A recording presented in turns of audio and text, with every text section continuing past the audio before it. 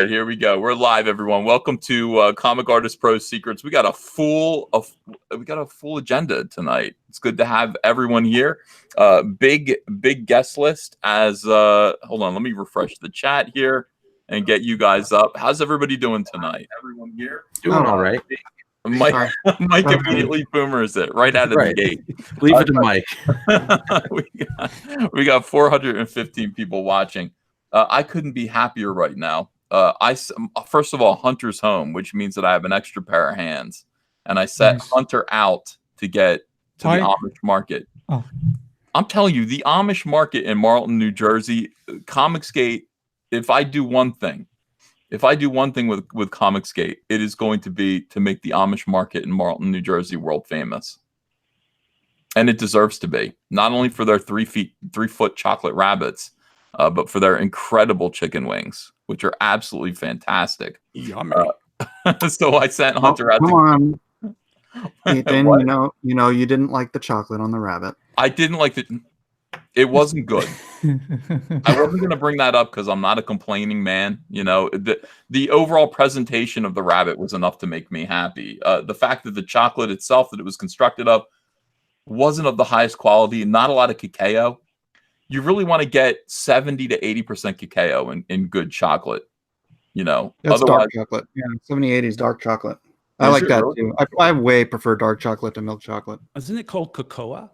Is it called cocoa? It's caca. It could be caca. I hope it's not caca. This might have been. I don't know. Let me introduce the panel to everyone in the chat. We got 523 people watching because it's Saturday night, and Saturday night is the night that you tune into Comicsgate Live and just hang out with your friends. First of all, we got Benjamin Henderson of Cautionary Comics. Ben, how you doing tonight? Good. How's everybody going? How's everybody doing? Good, man. It's gonna be. Oh, everybody wants to kick me for saying cacao. Cacao. They're saying cacao. It's cacao. All right, cacao. I like cacao. I don't know where I heard that, but all right. Mike S. Miller, how you doing tonight? I'm doing well, Ethan Van Sciver. How are you doing, my friend? You know what? I'm doing pretty good, and I'm happy to have you here because Six Gun Samurai, The Meg, Deal with the Devil, right now cruising way past 50,000 in sales. $50,583. So you've got to be feeling pretty good, and I think we can get you up to 60,000. I am, and that is all your fault, Ethan. Thank you. Well, it's about time I got some credit for something. I am dragging you. You have to understand. I'm dragging you, kicking and screaming, Mike, and you're like an anvil. But I refuse to listen to anything you say. I get it. I know, and I keep telling people, and I'm like, and I tell Andrew, I'm like, Mike doesn't listen to me. The one thing about Mike is he does not listen to me, and everybody agrees that you don't listen to me. But hopefully you're going to start. This is a chance for you to learn and grow from me, Mike. Teach Mike. Mike, I'm like your little brother, you know? Yeah, except, yeah. I mean, because you're like 3 years older than me, I think. Yeah, I'm 47. So. Does the age difference bother you that I'm bossing you around? I'm 44, you're 47, and I'm saying you need to listen to me? Is that the problem? Or is it no, just because, you know, at least you look older than me. I don't know. I think he's starting to feel like Fredo. Yeah. That's fair enough. You're my kid brother, Michael. I was passed over. Obviously, Cecil's here tonight. Everybody's happy about that. Cecil, how you doing, pal? Hello. I'm doing fine. I haven't had a drink yet, but I got my whiskey going. I just got to run and get ice in a minute. What are you drinking? Somebody sent me that beautiful bottle of whiskey from Tennessee. Oh, yeah. Okay. Yeah, everybody's congratulating Mike for that effective burn. That was pretty and we're hashtagging Mike never listens. Yeah. Critias is here. Critias is, you know what? Critias doesn't say much, but when he does say something, you know, like Nasser, but like far less annoying. It's devastating. Well, I just been thinking, right? If you actually send Hunter to go get you some Amish pie. Well, here's the problem with no that. No pie till 100K. No pie till 100K. No, I said 80. 80? I said 80, and I said that when we hit 60, and I didn't think we were going to make it. But as you can see, Cyberfrog Bloodhoney Team Up, the third variant cover is at 79,251. At You're gonna be stuffing 80,000, your face tonight, man. I don't have a pie. I'd have to go out and get one, but I might run out to Walmart and live stream a Walmart pie getting venture. I have to. I mean, I'm telling Andrea. I told everybody that I would eat a pie, Andrea. I have no choice. So we're almost there with that. Everything's good in that regard. All right. So we also have Antonio. Antonio is invisible lately, and he'll tell you that. Antonio from Akari Press, creator of Brand, fantastic Indiegogo campaign that has kicked Mike's butt, basically. Why am I invisible, Ethan? No, you say that. You're like, I feel invisible. And I'm like, I know. That's because you kind of pop in without saying hello. And then I look and I go, oh, there's Antonio's cartoon head. But I'm so used to seeing your cartoon head here because you're always on the show. Like you are the kind of permanent co-host. Cream pie. Yeah, permanent cream And pie. that's why his book is kicking my butt. No. Yeah. That is true, Mike. Mike, that is probably true. Dude, when you were streaming at what for me was 3 o'clock in the freaking morning, I gotta be like, sorry, honey, I gotta go on Ethan's show and promote my book. Well, it's like, not Antonio's fault that it lines up perfectly with his arrangement, his lifestyle, his agenda. I mean, I love well, that. if you could just change your sleeping schedule around to fit my agenda, that'd be great. Mike, it changes all the time. My sleeping schedule is stupid.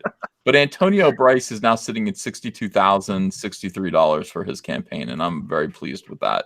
And I know you are too, Mike. I know you're not envious of him. No, I'm happy for everyone to do well. I want everyone to get rich off of this. I'm envious of Antonio.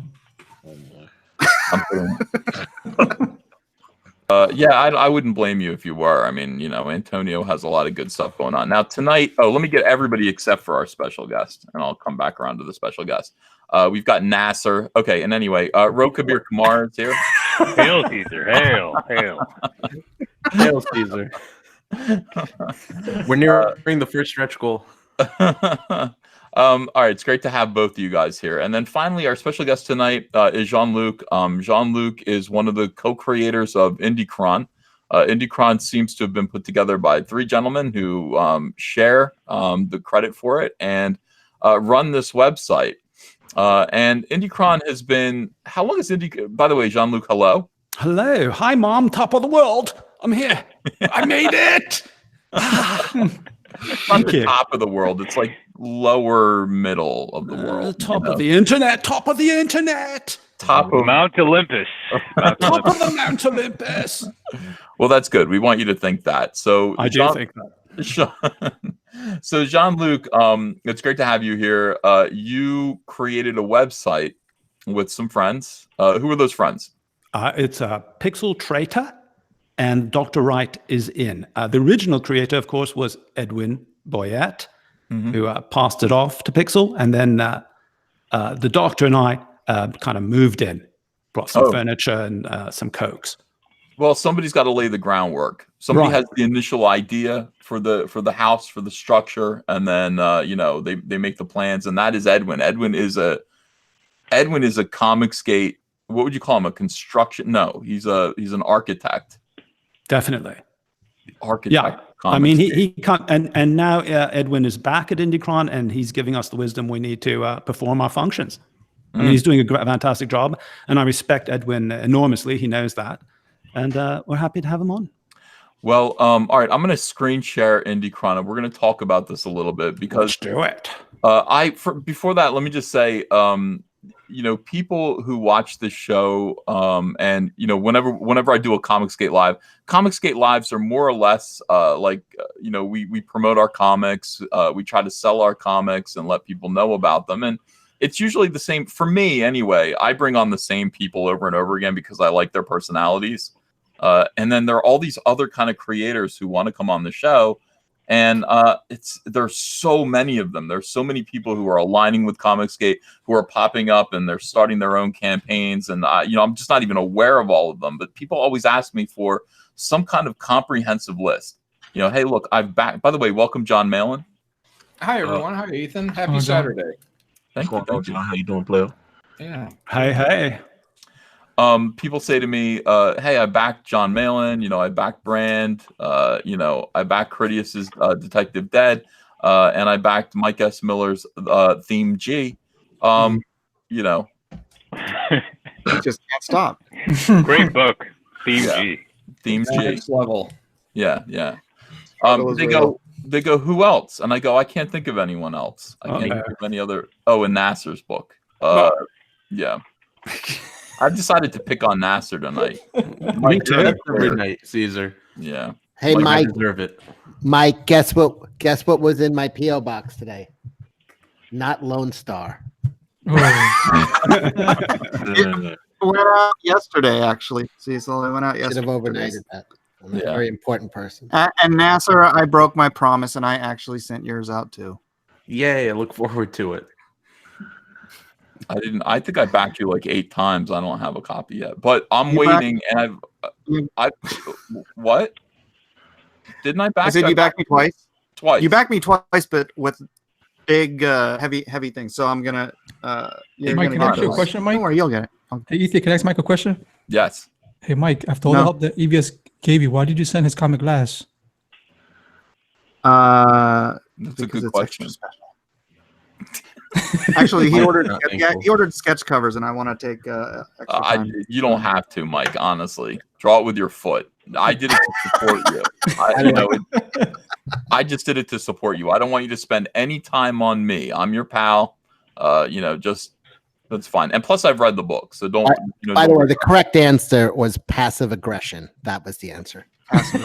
Oh, is that why? I don't want to think that of Dead people. last. Hey, as long as I have the mic, I did want to say happy birthday to Gary Shipman, and his Packins Land Omnibus did launch today, and that is also that on Indy Kron already, Jean-Luc? Gary Shipman, yes, it is. All right, so let's find out about that. Let me just put Mike in the description real quick here. Back from Meg. I'm gonna actually spell it correctly, Mike. But it's spelled this. No, I mean I as opposed to Theme G, I'll yeah, okay, so that's good. All right, so I want to talk about Indy Kron. Gary Shipman. Gary Shipman's on Indy. Oh my gosh, everything is here. All right, I'm gonna share this screen. Everything is there, I'm not on there. except you, of course. Yeah. All right, I'm gonna. I mean, come on, we gotta have some taste. There's gotta be some limits. All right, You so drew this- the line. Got to draw the line somewhere. That's a good Somewhere, place. I keep asking, where are we going to draw the line? And then, the doctor's like, right there. I'm Yeah. like, well, that's obvious. Is that why you asked to work with me? Oh, I don't know. I think so. Oh my God, Nasser. All right, so look at this. Now, right away, you see that every single. By the way, here's Rainbow Brute, front Yeah. and center. That's not even available yet.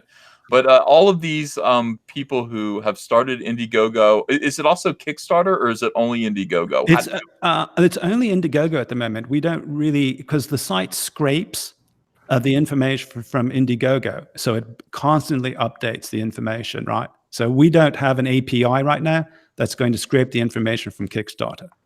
Oh, okay. Oh, that's interesting. All right, so are these? Wait a second. Explain what you just said. So you. Okay, I'd be happy to. Oh, look there! I drew that cover, the black and white one right there. I drew that, Ethan. This one right here with the woman. Yeah, Oh, very nice. I drew that. All right, so there's some kind of AI. Did you say that chooses? API. I'm sorry, API. What does that mean? I wish it was an AI. Yeah. Yeah. No, it's an API, and you get this from Indiegogo, and it scrapes the information from Indiegogo, and it updates Indy Kron consistently. And if it scrapes too much information too quickly, then the site goes down. So Pixel, coded it perfectly so that it does it in an appropriate measure, so the site keeps going. Now, this is pretty convenient. This looks good. This is a good ending next. This lets you know, look, this campaign is going to end in one day, in a little more than a day and a half. So that's the one that you want to back first and foremost. First of all, this is indykron.com. And as you can see, Indy Kron is spelled Indy and then Cron. Now, this is an invaluable site for people who are Comicsgate fans, people who want to know what Comicsgate books are available. And as I said, I get people asking me this all the time. Is there a comprehensive list? This is it. This is the comprehensive list. It is the Comicsgate hub. Absolutely. Okay. What is an API? Headrock's making fun of me saying Ethan still has no idea what an API is. Something accumulated program interface. Application programming interface. Says I'm taking a guess. Yeah. Okay, so that's fine. I still don't know what it is. Because it reaches out. It's like an open door in someone's house. It allows another program to reach into someone else's house, grab the information, and then come back home and go, look, I've got this information. That's what I do all the time. Yeah, I that's when I install cameras. Exactly. Yeah. If someone comes to try to steal your pie, you stop them. You use an API. Oh, now suddenly it makes sense. All right, so look, we've got this right here. Are these listed in the order that they're going to end? Now, you see, here's the thing. When you go to the orange bar, you can click on any of those titles. Well, yes, that also, but right where the orange where it says title, then it's going to be alphabetical. Oh, I see. Yeah, so you can determine yourself, how you want it listed. Look at this, and this is title. Wait. So now it's V, it's A, and now it's V. You click it again, it goes back to A. Oh, it's backwards. Oh, I see. Yeah, alphabetically. Now it's okay. A. Got it. There you go. All right. So I like it better. Oh, so status in demand. Okay, that's another way that you can look at these are all in demand and these are all ending soon. Right. Funding, you can see, who has the least amount of money, who needs the most help, or you can do it like who's the most over funded. Right. Okay. Look at Red Rooster. It's still in demand. $181,690. Good for the Brightwisers. That's fantastic. Nice. Brand, by the way, is the third most funded active Indiegogo campaign right now. How do you feel about that, Antonio? I feel pretty good about it. Let's try to find Mike. Oh, he's fifth. He's fifth after Art T. Bear. I wish Art T. Bear was around. I haven't seen him in a while. Why is he was on last night? He was on my show last night. Oh, okay. I haven't seen him in on my show in a while, but that's doing great as well. 57,000. This warms my heart. But this is good. I mean, looking at it this way is good. Now you look at it the other way, and you go, okay, these are the guys that actually need help, and maybe it's maybe these are the people we kind of poke through a little bit closer. These are people that I don't know. I don't. I do know Nathan Brendan Masters, and we got him pretty close to halfway to being funded the other night. But yeah, these are the people that actually need a little bit more attention, a little bit more help. So if you're more interested in helping some of these books that could use a little boost, this would be the way to do it. I mean, just click funding status and find the people who are at the lowest end. Right. So at this section that you're in, these are all the books that are on Indiegogo now. So if you scroll down further, you'll get to the section we call upcoming. Upcoming. Those are all books that haven't yet to go to Indiegogo. Oh, here we go. And prepare for them. They can say, okay, I'm going to save my pennies, and I'm going to buy, Night Dog by the Doctor. Actually, I'm calling out the Doctor's book right there. Yeah, I did that cover as well, Ethan. Oh, very nice. Just letting you know. Very nice. Operation Zephyr. What is this? Oh, that's from Eric Weathers. He's the letterer for Graveyard Shift, Jawbreakers. He's also an artist in his own right. He's done a few books for himself, and this is his upcoming. I guess he does have a launch date. What is that? May 1st. Yeah. I'm working with them on something too. Yeah, Eric is a really great guy. Really great guy. Really good to work with. I highly recommend him for anyone looking for a letterer. Or an artist, but letterer specific. Fantastic guy. I think this is one I'm looking forward to. Yeah. This looks really legit right here. This is professional. It looks like some of our colorists and letterers are really good artists in their own right. I mean, look at Kyle Ritter, who is just absolutely astonishing, and Eric Weathers. Eric Weathers, by the way, was able to duplicate the Cyberfrog lettering font, and I wish I could have hired him. I shouldn't say it that way, but. He's good, and it would be great to give him a little work because I do actually have somebody else who was able to imitate the font as well beforehand. Starblades, this is Kyle Ritter. Look at this. So good. For God's sake, he's good. That is high level right there, man. And Kyle is he's just a beast. Yeah. Here's the whole piece. And that will have a alternate cover by me too. Yeah. It's amazing. I could just look at this for a little while. It's very pleasing. Yeah. So, all right. So that's the up and coming stuff. This is what people have to look forward to. Now, how does somebody get, this is kind of this might have something to do with the API, but how does somebody let you know that they're Comicsgate and they belong on this website? Well, at the moment, we take submissions. So you go to the top of the site and it says submit now. And you send it into Indy Kron. And the process used to be that all of us would look at it and do a determination. I mean, usually we all know each other in CG. And so we immediately can assess the situation pretty quickly, or we go about finding out the information about the individual and making certain that they're CG and that it's basically safe to put their book on the website. It says, yeah, listing on Indy Kron and affiliation with this core group of books does not guarantee success. That's for sure. Promotion of your title will be difficult, but not impossible. Be prepared to work your butt off to get in front of as many people as possible. A great starting point would be to reach out to Edwin Boyette. Oh, Edwin's going to get like swamped now, guys. This has been up a long time, though. Or to be featured on Indie Showcase show, or to John Malin, who has an open invitation to anyone in Comicsgate to come on and talk about their projects. That's true. You guys, yeah, I don't know if that links to my Twitter, but yeah, link it to my Twitter. Let me see what it links to. Your Twitter. There They're we go. on top of things. Was that fast enough for you, Malin? That's it. Yeah. I mean, that's astonishing. I mean, this is a dynamite website. This is an excellent But website. let's not forget, you go to the top, click creators at the top. Because we have a few other surprises here. Look at this. So these are all the creators in CG who've submitted, and you can choose your subject with the isotope at the top as to whether that you want a penciler or a colorist or an inker, etc. And it lists them as you click them. Yeah. Look at this website, guys. Yeah.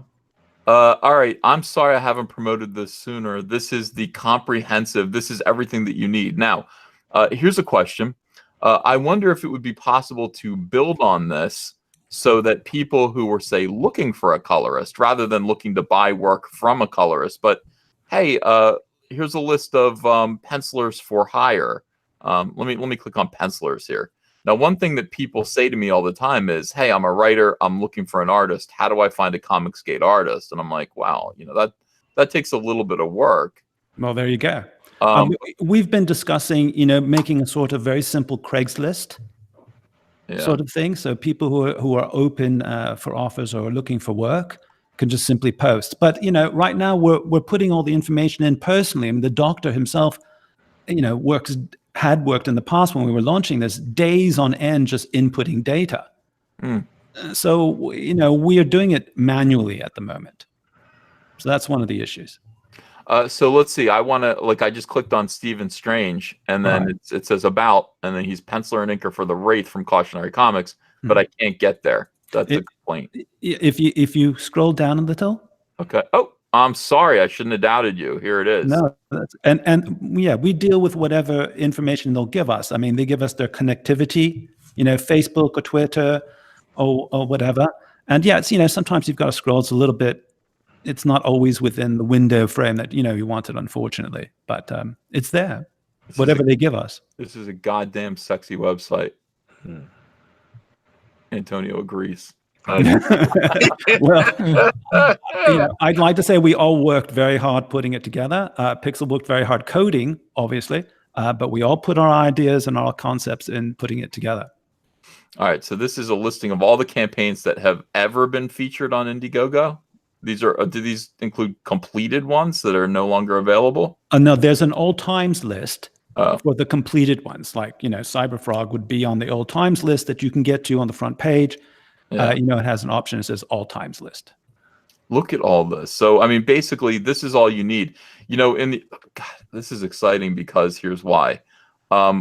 People wondered, like, how are we going to structure all of Comicsgate books so that people can actually just shop?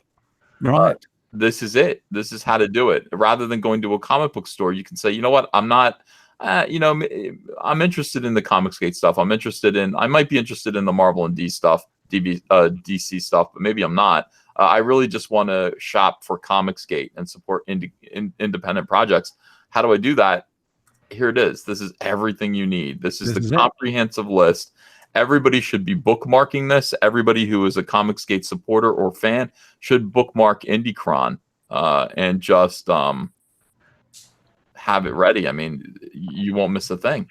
It's the CG comic book store virtually. I mean, it has everything you could possibly imagine. We went over it meticulously, and there was going to be a lot more. So we'll see in the future. Yeah, look at this. All right, so Battle Maiden Knuckle Bomb, our friend Kyung. Oh yeah. Oh yeah. just from a creator's standpoint, Indy Kron is one of my top. What do they call those? Referrals.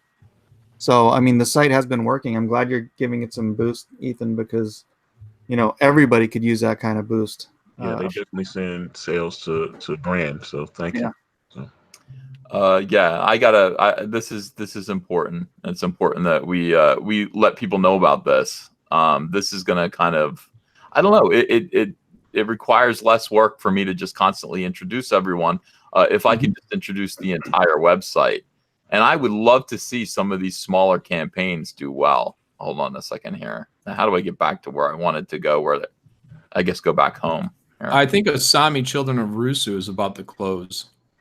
So you guys haven't, I believe his name's Stephen Hart. He's been on here a couple times, but really good stuff in there as well. He's a good guy. He's funded, right? Yeah, he's in demand, so he did get funded. Look up Chaotic Flux. That is, Chaotic Flux needs some help. Chaotic Flux? Oh, yeah. If you go to the front page, you'll be able to find it easier. Oh, there it is. I see it. Yeah, he is. He needs some help. Oh, yeah. That book's so good. Look at this. Man, they're only at $2,600. That's insane. That book Yeah, looks I had him on. He's a nice guy. Yeah, he needs some help. So, is he cool? Yeah. Oh yeah, he cool peoples. Yeah. Will he call me fat? No. Only in a pleasing way. He was pleasingly plump, maybe. I'm like, yeah, I need people who are going to be funny on here. All right, let me see here. Chaotic Flux. So this is the campaign. It looks like he is ending soon, huh? Hold on a second. I've interviewed him, and he's a really nice fellow, and obviously he's put a lot of effort. I think the book is actually already completed, so he's ready to sent me a copy of it already. Yeah, he's already got copies ready to go out the door. I mean, he's out there pulling them like looks pretty good, actually. What he sent me, I was like, oh, okay. He's not even halfway there yet. He's not even halfway there. No, and the books are ready to go. He's ready to start mailing them. So he needs a little help. Yeah. All right. I'm going to recommend that again. If you guys are not already, if Indy Kron isn't bookmarked, this is a pretty vital site. I mean, this is everything that you need, and you won't miss anything. You can go through here. We get guys. This guy right here, Joe King. He was on my show, George Peter Gatsis, and he's always sending me super chats to promote his book, which I appreciate. I never would have heard of him otherwise. I mean, here it is. He's here. Wanpool is here. I'm glad. Yeah, that hero book's great too. I've seen a lot of the pages of that in person. Yeah. And don't forget Abductables. They just came out, so a little bit lower. All right, hold on. I'll put it in alphabetical order here. Yeah. No, it's not here. How come? I just saw it.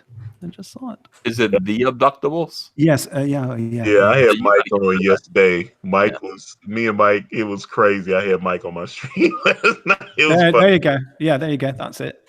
Yeah, you got to get rid of the because you've got people, I would think. I can only force people to do so many things. What's wrong with you, Sean? I try. No, really. They call me cruel. They call me evil. You're gatekeeping people with the in the title. I go, what are you doing? That's why he's not where he needs to be right now. That's right. He could have been A. He could have been on the top of the list. That's right. But he chose T. But this is Ibai Canales. Yeah. Of course, drew Iron Sights. Yeah. Yeah.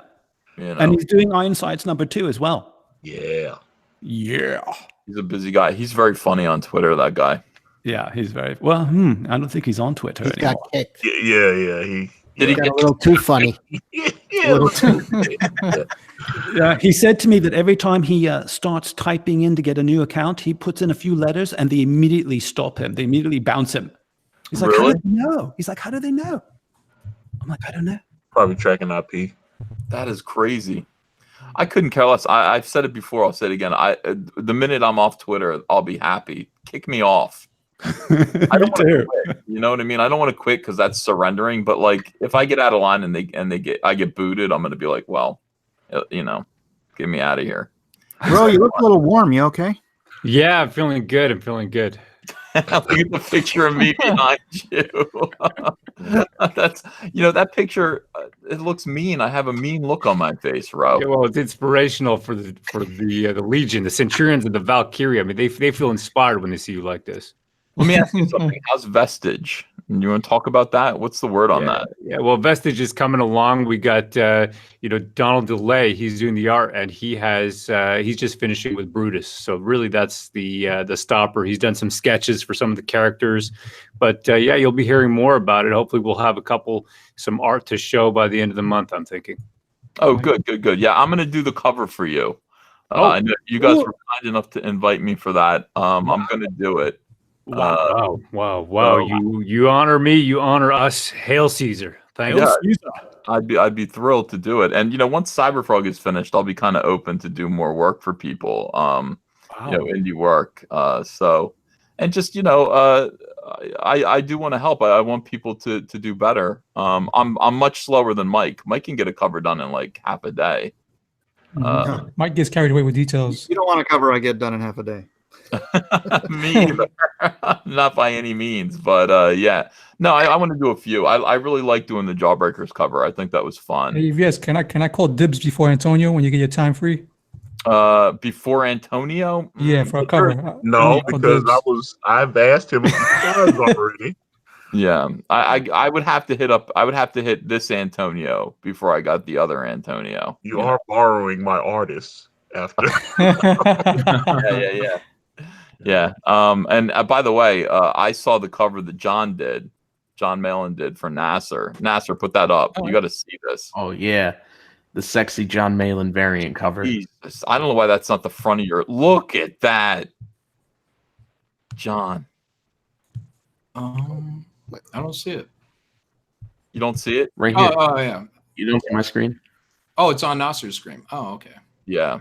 Well, I'm sharing Nasser. I think I've got Nasser stuck on the screen. Everybody can see it. Yeah. There's only 650 of John Malin's cover available. Yeah, look at that booty. Now that vampire in front. That puts Kyung Lee to shame. That vampire in front. Where's he going for? Where is he going to bite her? Oh, yeah, he's going straight for the crotch. Yeah, where are these eye lines going? Disgusting. That's a nice cover. She needs a cooch strap. Yeah, you know what? I really like this, John, because I really like your bold use of just negative space and then just shadow. I really admire the white. It's so Frank Miller. I like the white here and then just black under the underarms in this. It's so smart and elegant. I'm really trying to experiment with that type of stuff currently. So people see it a lot more in my drawn and quartered pieces for sure. But yeah, heavier blacks. Yeah. Yeah, it makes me want to do the same thing. Every time Andrea sees me take out that black marker, though, she goes, "You're cheating. You're Russian, aren't you?" And she does that deliberately. She goes, "I see that black marker come out, and I know you're cutting corners." I'm like, "I'm not." Yeah, I'm definitely cutting corners. Ethan, we talked about this. It really makes me uncomfortable when you talk about the blacks. Oh, support the black. Yeah, nobody said he wants thicker black, so I think you're in it. Thicker black, spotting black, yeah. blacks. It's not good. Andrew's like, "You're cheating by using blacks," and I'm like, "Oh, so many." Unfair advantage. Need sensitivity training in here. This is really, really good stuff, and we need to be doing more of this too as well. I can't wait until Cyberfrog is finished. I'm being pushed. I'm being rushed to get it done now. It's got to be out the door by the end of April, so that we. You know what I'm doing right now with my mouse? I'm subconsciously drawing the underside of her breast. I realized I was doing that. I was sitting here tracing the. Yeah, I should probably turn this. Rubbing it. Yeah. Yeah, I'm enjoying it. I'm enjoying it a little too much. Oh, and if or when Nasser's campaign gets to 30K, the fantabulous Kyle Ritter legend is going to come in here and color that. Was that right? So if you guys want Kyle Ritter to color John Malin's sexy variant cover, we got to get to 30K. We need more colorists. You guys can stop stealing Kyle from me. I'm sorry, man. He hit me up and he gave me like the best deal I ever heard, and I was like, Kyle, you got the job. Kyle asks me too. Maybe he's bored coloring frogs or something. Yeah. Oh God. The disrespect, man. Have some respect for Caesar. The term is passive aggression. Thank you. Thank you. At least he's on my side. Yeah. Kyle, I pay Kyle really well, so I don't like this idea that he's giving people deals. Like, is that right? Oh, he traded me for art. Well, yeah, we were actually going to get our cover colored by Kyle, but then when we heard about the whole Nasser thing, we figured, well, everybody's getting one, so there's no cachet anymore. Oh man, the doctor who's doing one of his books called Trans, he hired Kyle to color it through Amazon. He bought him something through Amazon, something very cheap. What the hell is Kyle doing? I don't know. It was interesting. I think maybe you paid him so much that money doesn't mean anything to him anymore. I think the doctor bought him some Q-tips. He's working smart. He's getting his brand out there. So when his book launches, it'll cast as wide of a net as possible. He's a bright guy. Never work for exposure. No, I work for money. Kyle unless you're a stripper. Kyle should be. He was in the chat By the earlier. way, I don't know. Ethan, I just want to let you know I am the opposite of Kyle. So I am very expensive and just unprofessional. Oh my God. Well, Kyle is expensive. You would be cheap and unprofessional if you were Kyle. He's only expensive for you. Evidently. I don't know what's going on. I got to talk to Kyle and be like, will you stop coloring? I like the way you cut deals. We're going to get along fine. There's also a Cecil cameo in my book. Wait, we have $100,000 stretch goal for Nasser. That's where I take him to the bunny ranch and I let him watch me get laid. Yes, I'm going to learn from the master. Yep. Baby That steps. sounds creepy, and that's saying that's a lot to talk for me. That sounds really creepy. True. All right. So what I'm gonna do, I'm gonna read some super chats now, and let's check into this for a second. I see a lot of super chats coming in. Thank you guys. I appreciate it. Indy Kron is Indy Kron's much cooler than I thought it was gonna be. People are always talking to me about building websites and stuff, and I'm like, websites are boring. That's a handy website. Now we put a lot of thought into it. I'm glad you did this tonight because I've actually spoke to Jean-Luc and I had no idea what the hell this thing was until just now. Oh my God, Cecil! I've heard it for explain months. it here. You'd sent me like emails, and I up until I just play along, just like I did in school. I just pretended I knew what everybody was talking about. Yeah. And I kept saying, check this out, Cecil, you're going to love it. And he's like, get the hell out of my DMs. No, I would answer you, but I didn't know what you were talking about. I know. It was really, that's why I kept asking I know what you. it is. Okay. Jay Gatt says, don't self-insert into pie. I would like one right now. I would like a pie. Well, I mean, let me see where Cyberfrog's at, because I mean, Cyberfrog's was at 79,251, and I refresh it, and now it's at 79,426. So I'm a little more than $500 away from getting a pie, and that's going to be just long enough for me to endure. Not If you was to jump to 80 right now, would you eat 2 pies if they do No. it in like 5 minutes? No, you guys, I can't do that. Like I'm not capable of that. I will eat one small pie, but I mean, ordinarily when I eat a pie, I can eat a pie over the course of a day, and I eat it with my bare hands, which is really frightens people. Like I scoop it up like a piece of pizza, and I eat it like that. And Andrew's like, why do you do that? Once you do that once, you'll never eat pie with a fork again. Yeah, I used to do that with blueberry pies back in the day. Mm-hmm. You get a nice triangle of pie. That's right. That's right. But those days are long gone. Pie like that. Chris Neville says, "Stop trying to give EVS diabetes."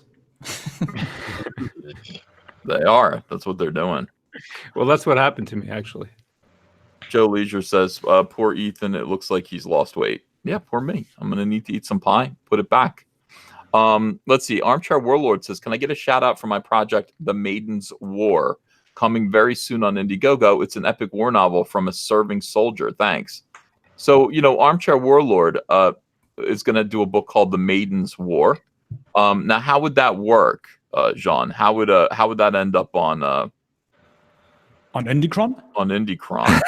We've got to get used to that name now because everyone wants to say Indiegogo, and then it's like Indy Kron. Yeah, it's Indy. Where does that name come from? Indy Kron. Well, it's like the Chronicles of something, and then originally it had like maybe one quasi indie book, but there's been so many indie sites, so we're like, okay, everyone's like, I think Edwin came up with that, I'm not certain, and it's like, okay, you take Chronicles and indie, slam them together. You got cheese to play on Comic-Con. Yeah, I like the name. Yeah, I dig it too. By the way, brand by Antonio Bryce. Link is in the description. And he just jumped up $62,108 for a brand. Oh wow! All right, you're getting some support here. Kanan White is the artist. Kanan is probably the most. What would you say? I think most writers within Comicsgate are looking enviously at Kanan White and trying to steal Kanan White away from Antonio. And Antonio is bitter about it. No, I'm not, because I've talked to Kanan. I know what the outside of you, I know what the deal is. I mean, he worships you. He wants to work with you. But other than that, he's like, I'm not going anywhere. So I'm cool with it. Everybody wants him, though. So I know that. Yeah. Everybody wants Kanan White. I think he is. Yeah. He's the most desirable. No, yeah, Zach was like, so do you got a contract? And I'm like, me and Kanan don't have a contract. It's just friendship. And that's exactly. Friendship comes number one, right? But you have a verbal contract, don't you? Yeah, I mean, that's the book, yeah, I don't have any paperwork on Kanan, but trust me, the last few years with him, it's just I already know what the deal is, so I don't worry about it. Yeah. That's really the best way to go, friendship. In the meanwhile, I'm going to finish writing this contract. I'm going to slip it over to Kanan. Here's Kanan's artwork, by the way. Let me scroll down. I mean, this right here is my favorite thing that I've seen him do. Oh, man, I love Kanan. Yeah. It's not my favorite thing I've ever seen him do. It's the best piece that I've seen for this project so far. He's done a... Oh, Ethan, I haven't shown you the new pages yet. He's getting into the good stuff now. Really? I got to send it on over. Yeah. Start showing you all the little beekeeping stuff and all that, and the transformation scenes and all that. Yeah, we're getting into all the good stuff. For people who don't know, I mean, Kanan came from Uber. I mean, he was doing a book called Uber for Image, and now he's Comicsgate, and this is going to be his first project, brand. And I really think he's one of the best. If not the best artist at Comicsgate. And I say that knowing full well the absolutely enormous level of talent, that we have in this group, from Malin to Miller to Tenaple. Who else? Malin's the best. Malin's pretty good. Kanan White, though, I don't know what it is, man. He looks pro. He looks awesome. So, guys, now is a good time to back. And I think, by the way, most artists would kind of salute Kanan White and say, yeah, he's pretty damn good. Now's the time to promote this. And by the way, over here, Meg, Six Gun Samurai, Deal with the Devil. Mike's campaign jumped up again. This was 50,000 and then 500 something. Mike is getting some support. I would love to see him get to 51 during this stream if possible. I think that'd be great if I can beat Brand. Yeah. I just want to beat Mike. Is that too much to ask? Yes, it is. Yeah. It's too much to ask, but Mike is doing pretty good. Cyberfrog Blood Honey is still here. I just refreshed it, and I think we're at $79,426. So we're still a good 500 and change away from me having to eat a pie, which is for the best. It's for the best, honestly. Nice. All right, so super chats. So the Maiden's War is going to end up on Indy Kron. If they submit it, I mean, we don't put anything on the website that people don't submit, right? I mean, so you have to submit, and we could ask you. We could go out. Sometimes we seek people out, and we say, "Hey, do you want to be on Indy Kron? It's a fantastic website. Check it out. We're CG only. Do you like CG only?" And they say yes, or they say no. If they say no, we say, "Okay, have a nice day." Yeah. And here's the thing about it is that being Comicsgate is almost like if people go, well, what about people who lie about being Comicsgate? And I say, why would they lie? Yeah. It's like exactly. If you're not Comicsgate. But on the other side of the fork, so to speak, if someone says they're not Comicsgate, maybe we should believe them. Yeah, I believe them. I believe them. Jean-Luc, can you just do me a favor and just say submit one more time? Submit. Submit. Submit now. Submit to the High Council. Submit to the council. So really, all you really need to do is just hit up Jean-Luc or hit up anyone over at Indy Kron and just say, look, I've got a book coming out called The Maiden's War, and I am Comicsgate, and I mean, is there quality control? Like, what if somebody sends in like stick figures and it's there is definitely some quality control. I mean, we try to be very lenient, but when it starts going over the fence and you're riding a tricycle and it's got 10 furries on it, and all the arms and legs are broken, and you're like, this hurts. This hurts. Make it stop. And okay, you might not. How would you do that? How would you tell them that their project is terrible and they can't be on? Well, what I've been doing is, I know this might sound outrageous. This might sound a little insane, but I've been saying, hey, I can help you a little bit. Use the sternum as a unit of measurement. This is how you draw the torso and the arms and the legs, and try again. That's what he told me. That's what he told me on my last book. That's why it's not up there. Sorry. Christopher Nicholson says, could you wish Kevin Murray a happy birthday? Happy birthday, Kevin Murray. Professor Geek says, hail Jean-Luc. How's the view from up there? Oh, it's so beautiful. I think I can see the Empire State Building. It's not high. Not from Jersey. Yeah. Oh, okay. I must be hallucinating then. Yeah. Hey, Mike. Mike, did you see that? What? Looks like the Empire State Building, Mike. A little bit like the Empire State Building. Gotcha Son says, come for the comics, stay for the Cecil. Much love, all. Rebel Comics says, yeah, everyone loves Cecil. I'm lovable. I can't help it. I love Cecil. C for Cecil in the chat. C for Cecil, everybody. People say, why would anybody do a live stream without Cecil? Right? So it's ridiculous. Why bother? Yeah. He's too charming. Yeah. Rebel Comics says, hello, EVS. I know not the norm, but could you shout out Avani Origins #1 on Kickstarter? It's my last 24 hours before the wrap. Thanks, Niobe Comic. Well, Avani Origins #1. Go check it out on behalf of Rebel Comics. I haven't seen it. Now, here's another question. Like, I would assume Rebel Comics is there for Comicsgate, maybe? I don't know. But they're on Kickstarter. So what's the... Well, if they're CG and they want to come onto Indy Kron, and we can't scrape that information right now. I mean, Pixel mentioned it a few times. He said, we got to get the API and scrape information from Kickstarter. And we're like, well, we don't even know anyone in CG who's on Kickstarter. It's kind of the unofficial place not to officially go. Like, who goes to Kickstarter? Yeah, well, I have a weird thing. My son is going to be launching a board game, but he's going to launch it on Kickstarter because that's where the board game audience is. That's right. Yeah. I feel like, I don't know. My thing about Kickstarter is personal. Like, like the problem with Kickstarter is that, and I'm not sure if everybody feels this way. So maybe I shouldn't be like this anymore. But for like a while, it was punitive, and the reason was the Kickstarter actually bounced Diversity in Comics Jawbreaker's book for political reasons. That's the point. Yeah. Yeah, so I mean, it's like, well, okay, well, if that's how it is, then we are not going to give you any support at all. If Kickstarter is willing to bounce Zach, and by the way, I don't know anybody who doesn't love your boy Zach. Comic skaters, various other comic skaters, kind of have you have differing opinions about them. Some people love, some people don't love. But when it comes to your boy Zach, I mean, everybody kind of holds him up. and Kickstarter bounced him. He wanted to do his Jawbreakers book there, and they said no. And they said your book doesn't meet our I don't know. And he said yes, it does. It's about superheroes fighting a monkey. It's not political. And they said, well, we've reviewed it, and still we're upholding our decision. So that was political. It was abusive.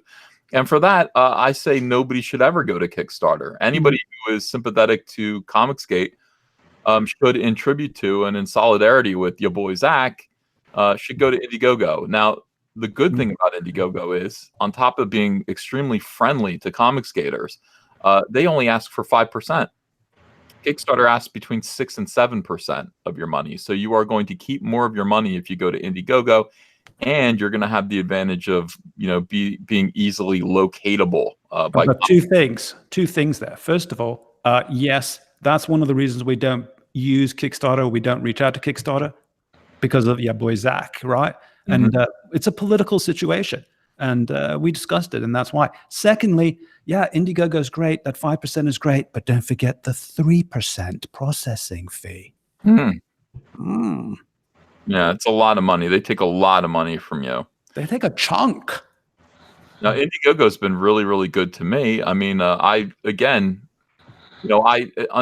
Indiegogo kind of acts up, I'm hoping Indiegogo stays not woke. If they get woke, obviously we're going to find something else to do. But they don't seem to be that way. They seem to be interested in making money. And you look at Indy Kron and look at what's going on here. We are flooding them with money. We are, and at some point, actually, Indiegogo contacted us at Indy Kron, all of us, and they were propositioning helping us getting books out onto their streams or onto their streams on YouTube and various other places that they were going to promote. But strangely, they didn't have a representative that wasn't from the UK or an American representative. And we were trying to enter into talks, and they were very fascinated with upcoming. They wanted upcoming and some sort of access to it. And we weren't really sure what it was. And then they kind of faded away. They just disappeared. I think Indiegogo should probably purchase Indy Kron, and I wouldn't be surprised if they do. That's what we were hypothesizing. Nice. Yeah. Yeah. I think it's going to happen. That'll be nice. All right. So anyway, yeah. Somebody was asking me to look up Hero here. So let me look up Hero. People want me to actually give a little bit of promotion to some of these projects here now that we've got them all under one roof. Hero Book 1. Didn't I have this guy on? Why does it feel like I had this guy on my channel once? I think you did once. Yeah. It might be talking about the other hero. There's 2 hero books. This one with the HIRO and then HERO, which you're looking at right now. Or Nero. Maybe it's Nero. Okay. Remember, Hero was the Buttman guys. And I'll be launching my new book called Negro. Oh man. My title. Look at this art. Look at this storybook art. It's really pretty. Yeah. Yeah, this is a book primarily intended for kids. Hold on a second. What book is it? Wolfmaster, what was that, brother? It's a book primarily intended for children. Yeah. It's his title. Yeah. Everyone back this comic book, back Hero, especially if you have kids. This looks like fun. How far away is he from his goal? It's huge too. That's a big book. Really? Yeah. All right. You're a little bit slow here, but it might be my computer. Come on. Go back. I'm criticizing you, Jean-Luc. It's all right. Everyone does it. Oh, here's the other Hero. Oh, yeah. This is the guy I had on, the HIRO Hero. Oh, yeah. You're right. I don't think I've talked to this other guy yet. Hero is, oh, boy, he's got a long way to go. He's got only $2,000 of $10,000 that he needs. Yeah. All right. So people need to back him as well. Yeah, he hasn't contacted me. I mean, I've had a lot of these books on my stream. Canal's book, I'm supposed to do an interview with them tomorrow morning. But this Hero has never contacted me. So I don't know what's going on with him. Why hasn't he contacted you? I don't know. I might have to reach out. A lot of times I reach out to these books, and I say, hey, come on, let's push your book. I mean, obviously, not everyone can be on your glorious site, Ethan. So, No. In my small way, very small way, I try to, compensate. But I'll have to reach out to him. Oh, good. Okay. The colorist is in the chat right now. He just super chatted you. Oh, look at this. Comics and Illustration Studio 7.62 says, I'm the colorist on Hero Book 1. Thanks, Ethan. Well, thank you. And obviously I noticed your work right away. The beautiful painted storybook kind of look to the comic is, I can't think of a better word than precious. I really like it. It's beautiful, beautiful work. I love other artists. I really do. It's fun to look at what other people are up to. Gotcha Son says, come for the comics, stay for the Cecil. Rebel Comics says, hello. Oh, I read that one. D Loves All Things says, Ethan, can you check out Hero Book 1? Yana Heel says, why is Ro the "this is fine" meme? Because Ro. Yeah, that's what it looks like. I think he sees himself as he's a warrior in hell. Like he's Ro, what is the message behind the flames, you think? Well, I just never got over, voluptuous women and flames and all that kind of cool stuff. Yeah. I'm so confused by that. I thought he was just saying he was a flamer. Hey, Ethan. Yeah. I got to dip out, but thank you for having me on. And everyone, please check out Trixie Kane Blood Reaper and get the gorgeous John Malin variant. And do that. Trixie Kane on Indiegogo. Thank you. And do get the John Malin variant, obviously. John Malin's cover is amazing. Yeah. Cecil just muted Nasser. Bye, guys. Bye-bye. Bye. RT Bear's here. RT Bear, come on in. Now that Nasser left. Oh, you could see who did. Wait, you could see that I was me muting him. Yeah, it says Cecil did. Oh shit! Sorry. Yeah. Thought I was doing that anonymous. I like when you're like right in the middle of saying something and someone goes, "Hey, I just want to leave right now." Just cut out. We're you break the flow of the show. All right. As soon as Nasser does anything like that, you have to kick him, Ethan. Just kick him right. You weren't kicking him, so I muted. Yeah. I don't like to kick Nasser unless it's going to be funny, and he wanted to promote his book, so we wanted to promote his book, I guess. Oh, he has a book out? He's trying to get one out. Yeah, Trixie Kane, and then, by the way, one of the best John Malin covers that I've ever seen. When I saw that, I said, "Woof!" Like that looks like Laniel Francis Yu when he's trying. Yeah, it's really good. Nice. I agree with you on that. That cover is I actually did buy that cover. That is fantastic. Yeah, I would have, but it's a Nasser book. Ooh. I'm going to tear the cover off and then feed the rest to Shreddy.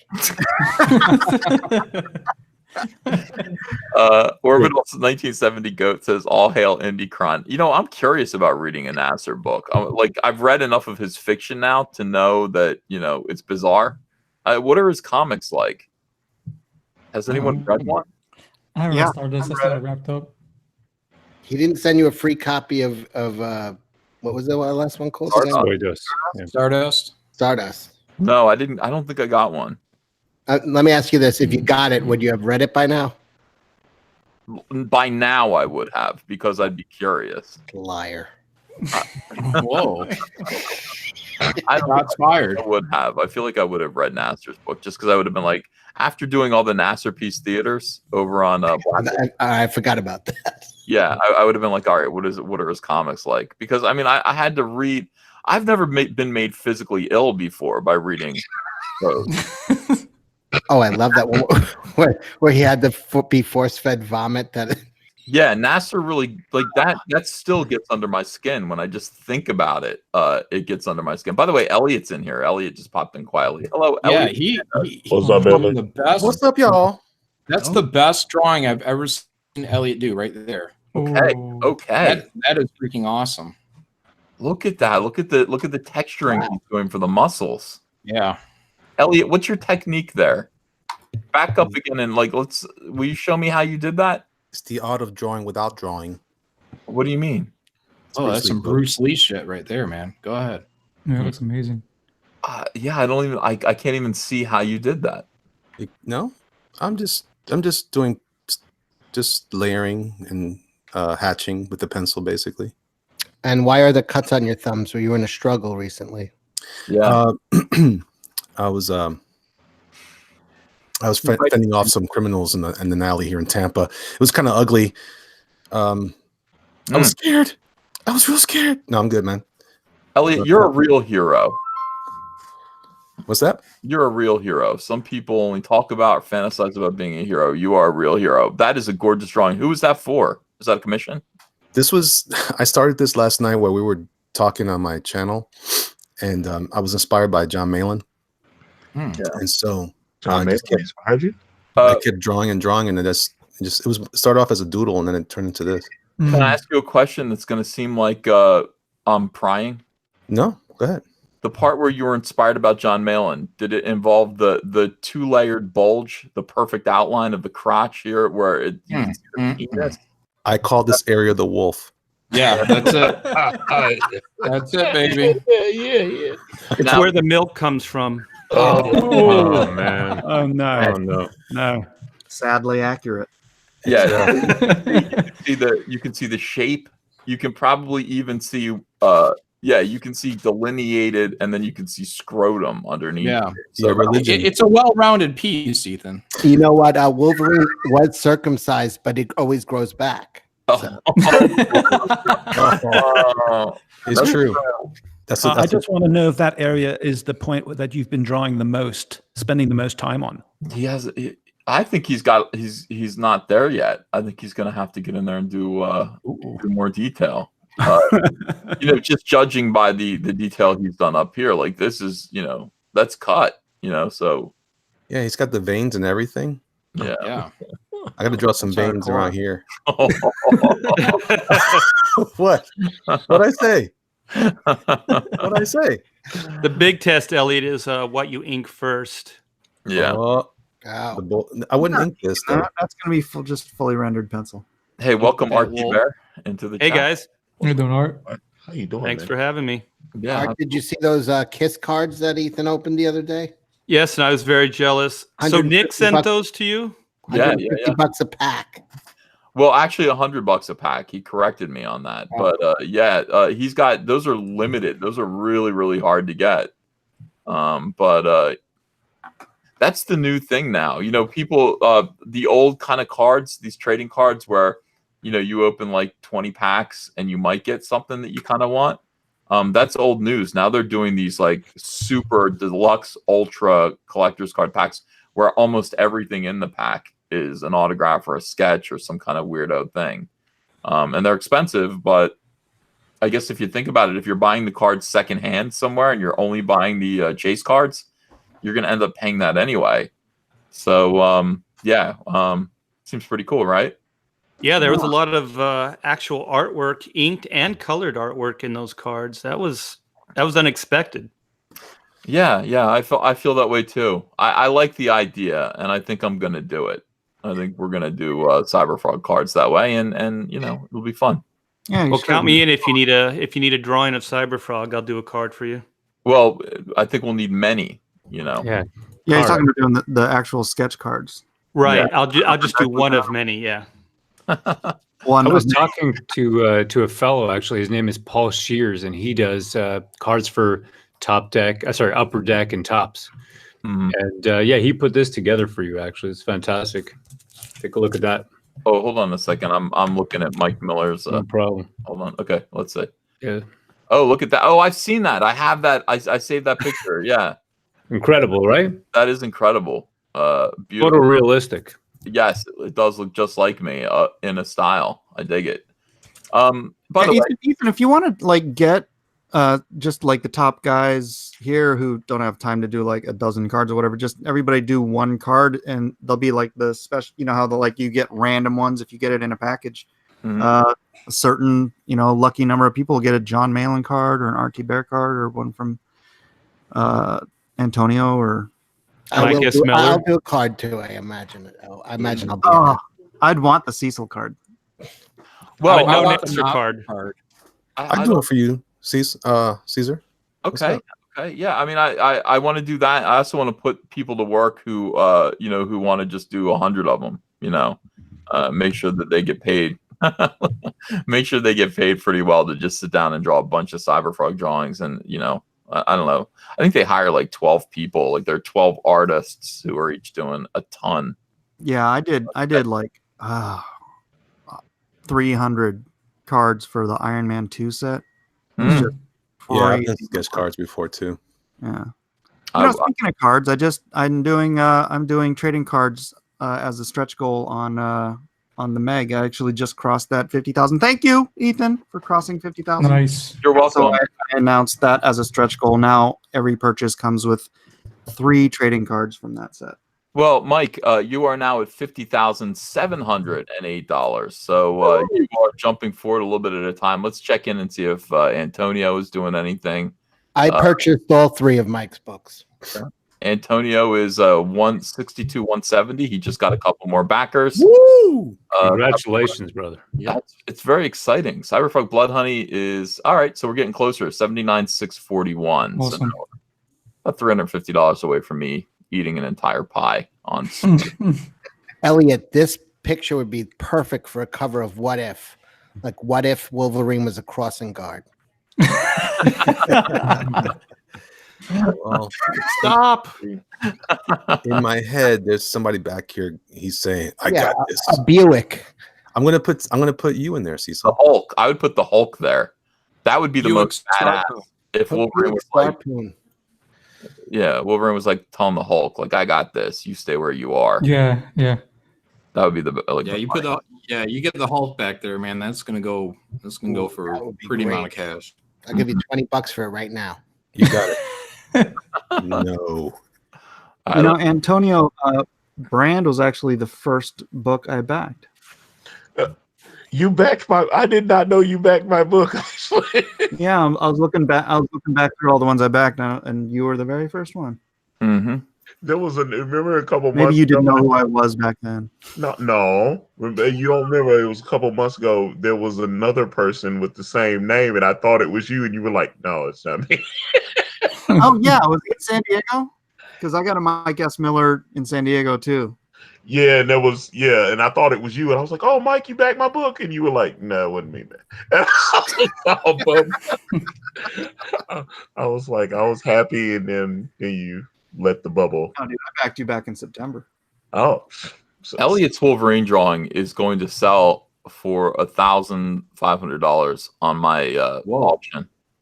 Wow. Are you gonna do that on Friday or Saturday? I don't know. I really don't know. I didn't know I was doing it really at all. I thought, but you told Do me it right now. Do I get $100? Oh, Cecil's here. Yeah. Oh, we're having an auction right now. Like, No. Your auction. There's a lot of pressure on him right now if the auction is going on while he's drawing. I went to Mike's auction last night. Uh-oh. Yeah. I was tired, dude. Mike, I was beat. You beat me then. Well, I showed up late. I mean, I showed up and it was like we were already 4 hours into it, and I just was there to watch. Really, that thing was 6 hours long. Boyer. Yeah, I know. I was like, I was drawing and I was just peeping in. I was like, I wonder what they're selling. I did my best to keep it going though. Yeah, you did good. There was a ton. How's your father saying dead air, Mike? Yeah, that is correct. There was a lot of dead air. Mike checked out. I did check out, but I didn't want to close it because I knew these guys had stuff they wanted to sell. Is my collar messed up? Yeah, it is messed up. I do think Mike got ripped off though with that Black Panther piece. That thing was amazing. Yeah, it was. I saw that. That was amazing. Yeah. Mike, wait, what did that go for? I don't remember. $1.380. Oh, really? Mike, why wouldn't you just save it to come on my show? I don't have to say. Dude, I have so much art. Mike screwed Mike. Yeah, but no, it's fine. It's fine. Mike, that might have been your best piece ever. I'm sorry, Mike. I didn't mean to put you on the spot. I didn't mean it that By the way. way, I just thought it was an amazing piece. By the way, just from Mike's tone, please keep going down this. That's what I'm doing. No. So who do you think you're talking to? You don't I saw that because he tweeted that. I was not home last night. I didn't see it, but I know you tweeted that piece out. I can't believe you gave it away for that much. I know. Unreal. Well, that's the rules. You don't have a choice. That's why it's an auction. Wow. I mean, that was a gift. I believe it. I believe it. And I believe we have a very happy fan out there, and that's good for everybody. Sometimes you get lucky. That's all. Good for Mike. That's Mike's Mona Lisa. Mike, you know how you think of it is people are enticed to tune in because they may get a bargain next time too. You know what I mean? It's that's I'm what not, it is. Mike. Here's the difference between you and me. First of all, I am only going to do an auction once a month, if that. I might even skip months. I do it, and when I do, I'm going to be very careful about who I let on. Not everybody can come on and do an auction because there are people who are there to be entertained, and they really want to be able to buy an Elliott piece. They want to be able to buy an Art Thibert piece, a Mike S. Miller piece. Well, they know they can get a Mike piece pretty cheap if they just wait. No. So why would they? No, it's true though, Cecil. Why would they ever come on my show and compete with an audience of 2,000, auction bidders, when they can just go on Mike's and steal the pieces and only compete with 200 people? But then you draw. I mean, steal the pieces that Mike stole, like that Vinny Tartamella piece. Yes. Here's the other thing that Mike allows to happen on his auctions, and I will never allow this to happen. And this is going to be insensitive of me. Cecil, should I go ahead and do this or no? Do it. I know you're going to say. I reluctantly agree that you should. Okay. Mike has people come on and tell a hard luck story right before they're trying to sell something.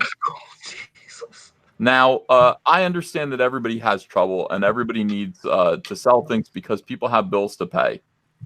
They do this on shows like American Idol as well. They'll be like, somebody's about to come on and sing, and they have someone come on and go, yeah, I'm a diabetic, and I just look, stop it with that.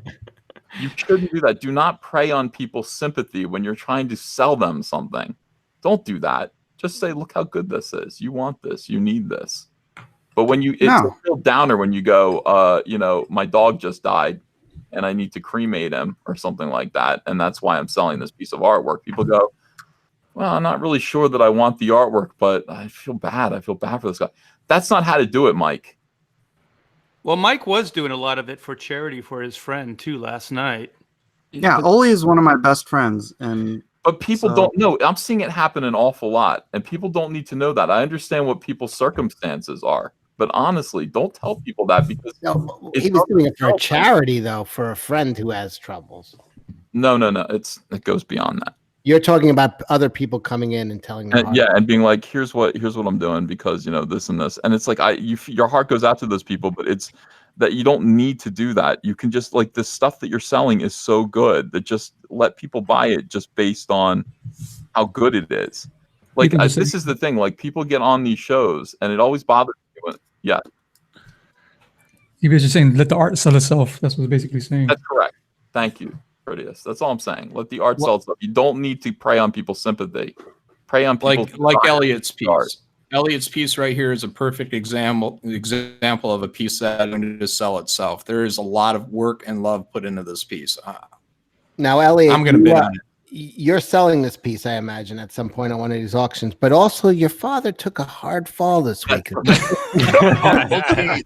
hey, Elliott won drawn and quartered. I think the dad falling was a hoax, so he could get in there and win. Yeah. Oh, is that a stretch? Sometimes is that a stretch? Yeah. I just think that Mike's salesmanship method is really a melodramatic one. Elliott, you did the demon with Batman, but I'm not gonna lie, I thought Mike's was better. Well, that's not what the fans thought. Yeah, because you were playing up that angle. You were I was playing up the angle, that part that said this was awesome. Yeah. I just want to point out, Ethan, that the chat is against you. They think I'm in the right. They're wrong. How's that? It's possible that everybody can be wrong. Well, Mike, that's because they're all humans with a soul. That's right. I am not. I don't believe in that. I don't believe in that. I don't think you should do that to people. I don't think you should do that. I don't think you should. I hear what you're saying. I know exactly what you're saying.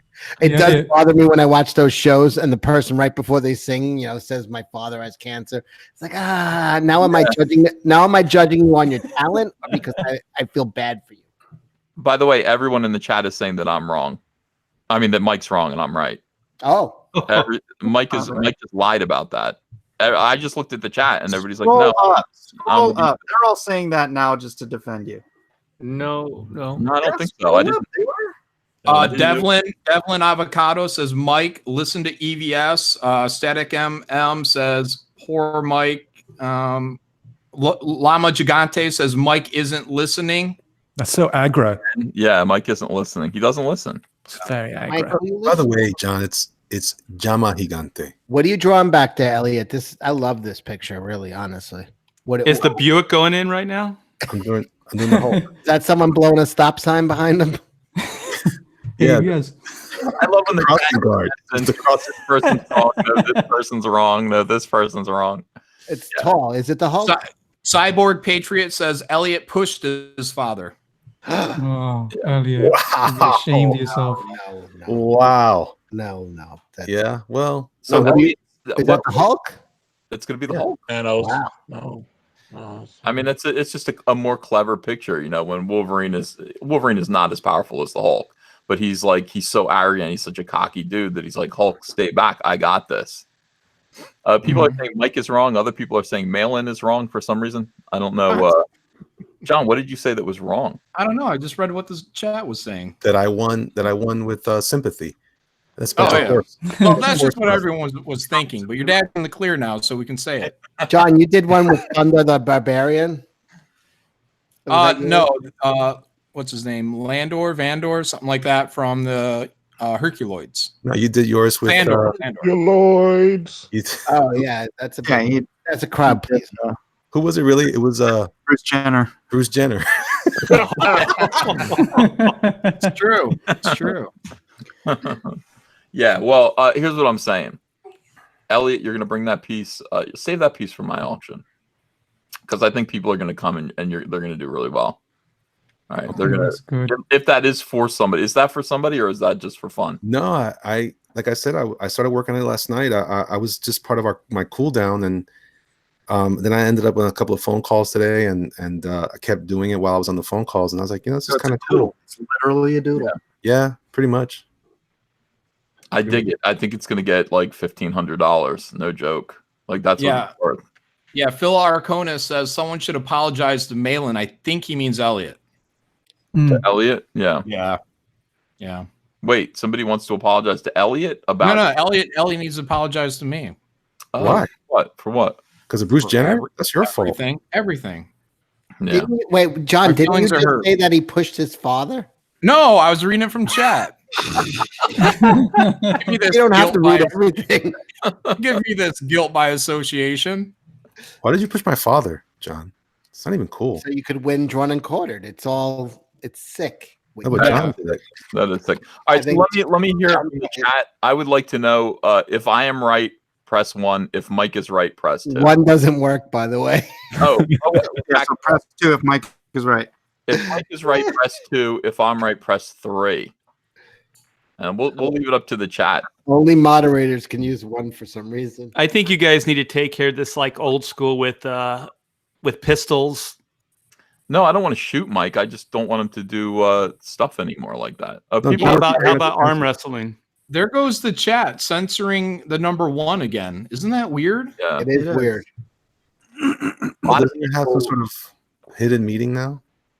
Is that a new white power symbol? every week. An erection. It's an erection. That's why. All right. Ethan, did you get my super chat? No, hold on. Mazamonti, by the way, says, silly question, but do you guys get together and do a Comicsgate calendar? No, but somebody told me that we should the other day because we could sell it for like $50 and make a whole lot of money. And I look great in a bathing suit. Oh, not that kind of calendar. Sorry. I don't know, Art. Make promises you can't keep. I'll do it. It'd be hilarious. I was waiting for Antonio to start growling on that. Oh yeah. Oh no.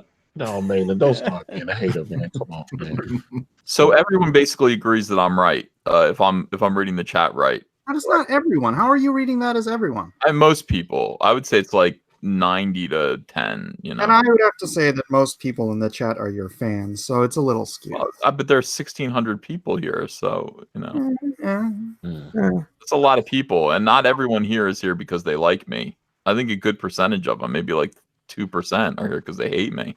What? Yeah, I'm here. They're here to get transcripts of the conversation. That's right. The stenographs. Did you hear they said number 1? Leodara says, I don't know what Ethan is right about, but he is always right about Mike. Mike. See?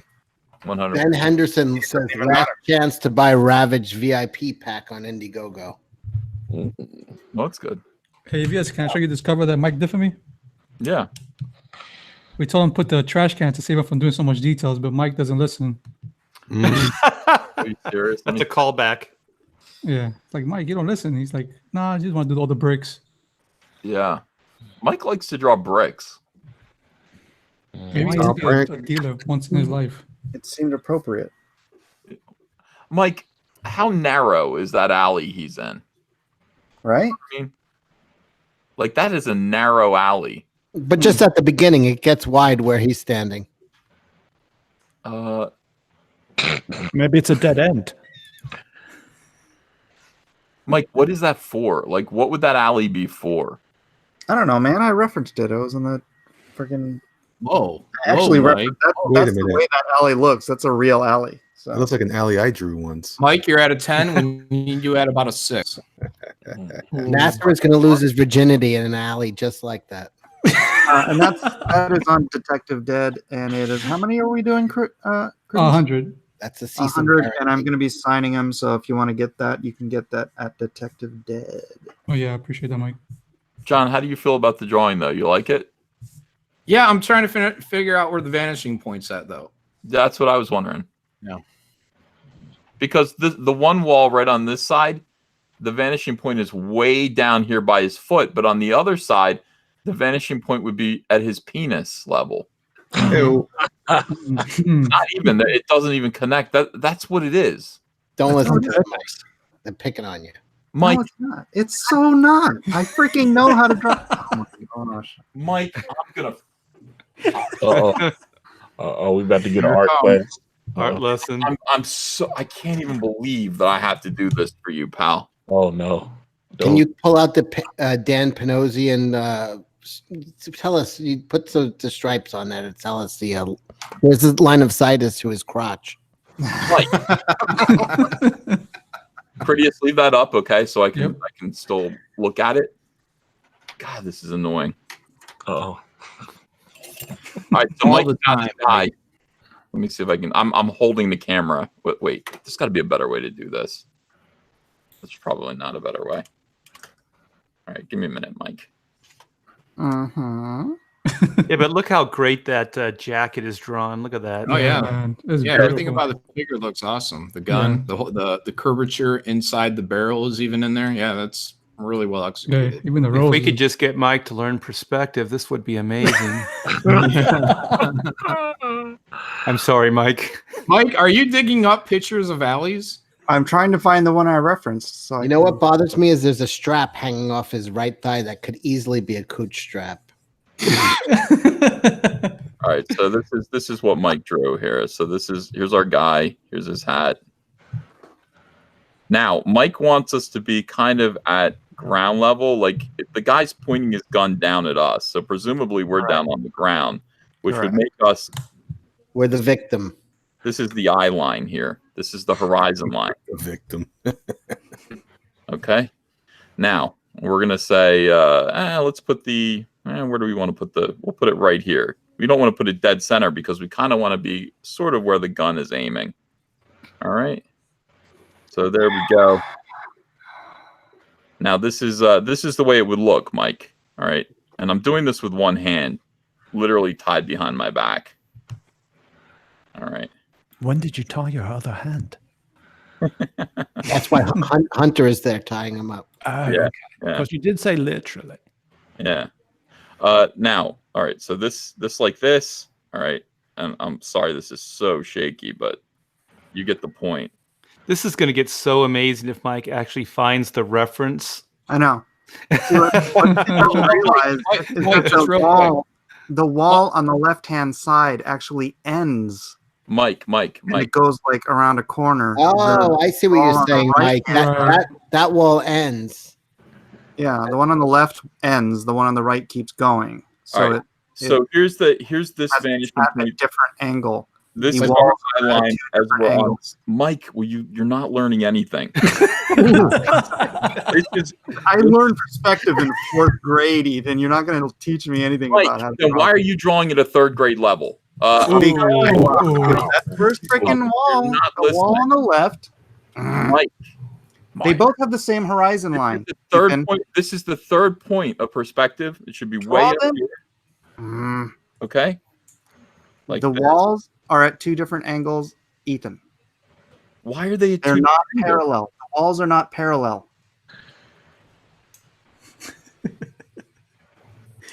Mike. The walls are not parallel. I'm telling you, I know they're not parallel, Mike. The problem. Let me look at this. Let me look at this again. Critias, where did it go? Isn't that up? Oh, it's there. We should take bets on who's right. Mike, is the viewer supposed to be the victim that he's pointing the gun at? So he's not pointing at our head. He's pointing at like a gut or a chest. They're nuts. He's not the victim. He's the perp. He's the bad guy. Well, can't we just answer this real simply, Mike? When you started drawing these bricks out, did you put a vanishing point down? I put a horizon line down, and I have 2 different vanishing points. Yes. Where are the vanishing points? Well, if you follow the lines where they meet, oh my gosh, Ethan, torturing Mike. I'm not going to do this anymore. Yeah, you weren't able to find the reference, no? No. Surprise, surprise. Mike, I understand. You're caught off guard. Right now, Meg books are I'm trying to selling help through the Antonio nose.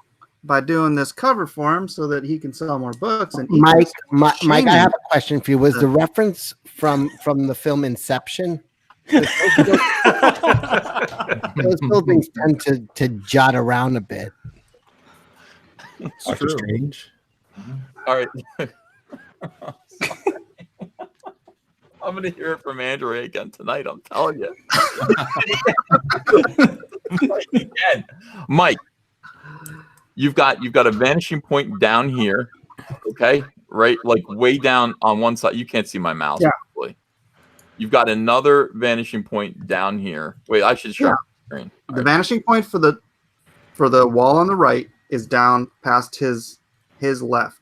Well, right, if you're, and then the other one goes like towards the center of the screen. All right, so now you should be able to see my mouse here. Okay. So we got one vanishing point down here, and then you've got another vanishing point all the way down here. No, it's not. They're on the same horizon line, Ethan.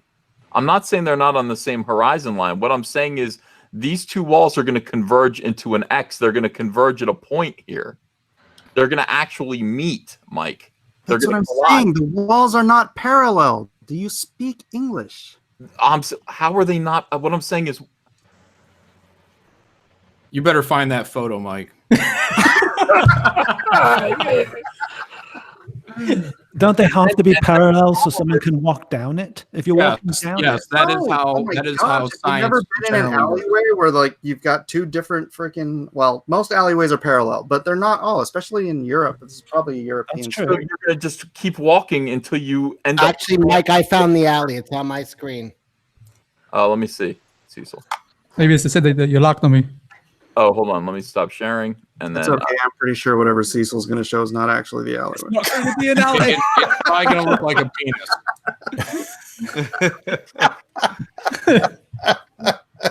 Better not be porn, Cecil.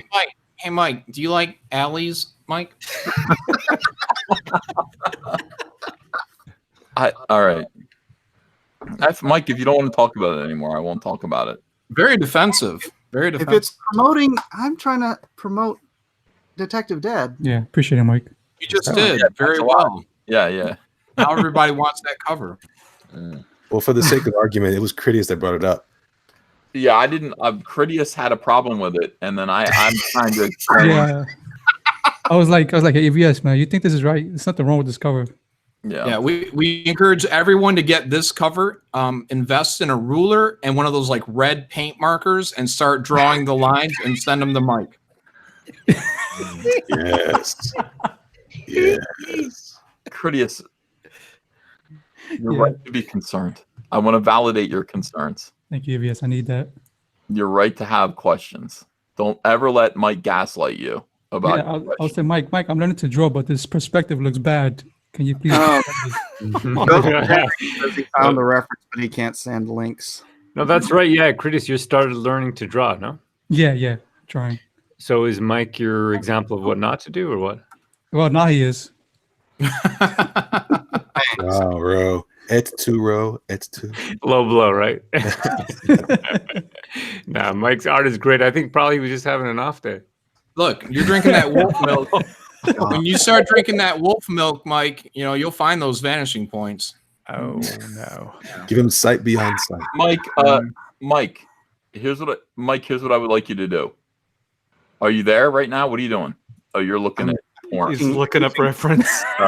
desperately looking for a alley that does not exist in reality. I don't think he needs to do that. Honestly, Mike, what I want you to do is I want you to break this drawing down for us live, and I want you to get a pencil and a piece of paper, and I want drew you it to live. No, I want you to show me the perspective grid. I want you to show me what you did. Show This your is work. Okay, so look how the alley bends, and every wall has a different freaking vanishing point. Isn't that weird? Yeah, but you can actually see the turns in the wall. That doesn't No, but you don't. The turn in the wall or the end of the wall is behind the character.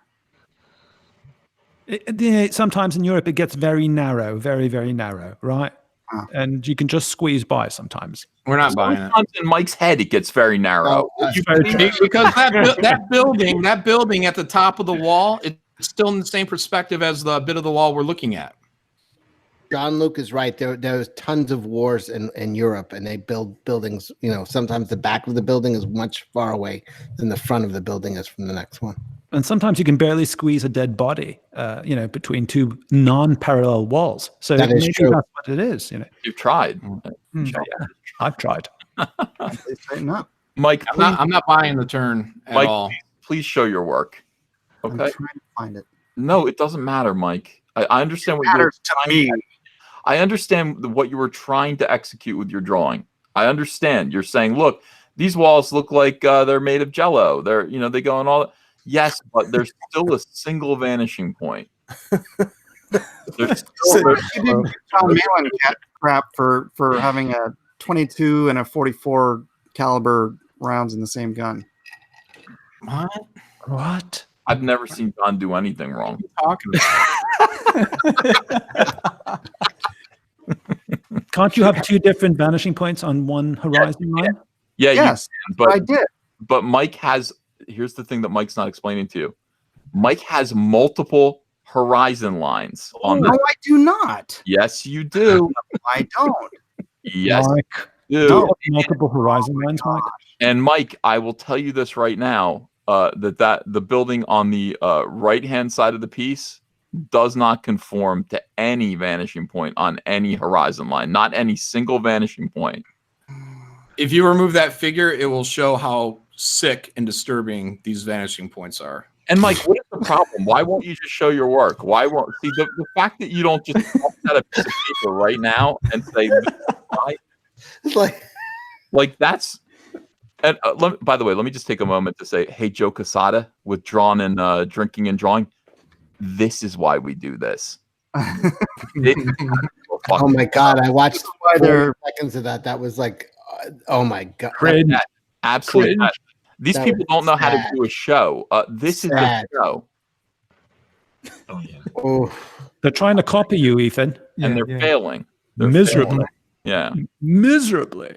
Now everybody is going, Mike. Some people are saying, I believe Mike. Mike is right. I'm sitting here pressing Mike to show his work. He's defensive. This is fascinating, and everyone's on the edge of their seat. This is how to do a show. I've fallen off my seat. And some people go, Ethan's being a dick, and other people say Mike's wrong and defensive. Just show your work. Everyone's saying I'm right. But everyone's saying John's right. Mm-hmm. Everyone's saying I'm better. Nobody's ever had a problem with Elliot. I'm just kidding. I'm just kidding. Yeah. I just want to throw that in there, just for that- fun. that I would bought be- original art. I bought It's original make- art from Elliot. Dang it, Cecil! I'm gonna kill you. Yeah, your Wolverine piece is making me really start to reevaluate you, Elliot. That is pretty killer. Go ahead, Cecil. I'll allow you to speak. I bought original art Criticize from the angles Elliot. on this one too, Ethan. What? Criticize the angles on this one too. Let me see. Hold on. I'm trying to wait for it to pop up. By the way- Yeah. That's not what you did, Mike. It's essentially what I did. This wall and this wall are on two different angles. They have two different vanishing lines. Although if I put a person right in the middle here, I put a person right here where you covered it up, you'd think this was like your walls are on two different planes. Mike, I hate the word essentially, by the way. Every single vitamin company uses that word. All right, I'm not going to argue with Mike. I wish he would just show his work, which would be a lot easier than proving that walls do corners and things like that. I wish he would just get a pencil out. And what? Hey, Ethan. Yeah, Ethan, how much do you think Mike would get if he brought that cover to your auction? I think he'd probably get like $3,800. Ooh, but more than he would have 40 minutes ago. I'll tell you that. Yeah. On his own auction, though. It's not what he does wrong, or not what he does right. It's what he does wrong. That's why the value goes up. Right. I don't think that's. Oh, hey, and let's not forget. Oh, I just backed that one. Well, Neil Adams said he goes, "What defines your style is not what you do right; it's what you do wrong." No, Neil Adams said there's no such thing as style, just bad drawing. Yeah, I got so you. that's very stylized. That cover, Mike. He also thinks the Earth is expanding. I can't believe RT Bear's eating you up now. Oh my god. That's what we sunk to. RT Bear. We've perverted RT Bear. Yeah. All right, so that's the dark side. Mike, you're right. Thank you, Mike. You were right all along. Yeah. And you just made $3,800. And you froze my screen because I was trying to put a clip of Inception on the screen to show that is the alley when it was moving. And now I have to like cut out my screen to unfreeze it. And I know Doug Tenaple's going to take my space and I won't be able to come back in. Oh, you should have seen Doug last night. Oh, this morning, actually. He was on Hinge. I watched the replay of that. Yeah, he was cursing like a sailor. He was drunk? Yeah. Yeah. I liked his explanation of Shawshank Redemption, though. It was very good. What was his explanation of it? He was drunk when he was explaining it?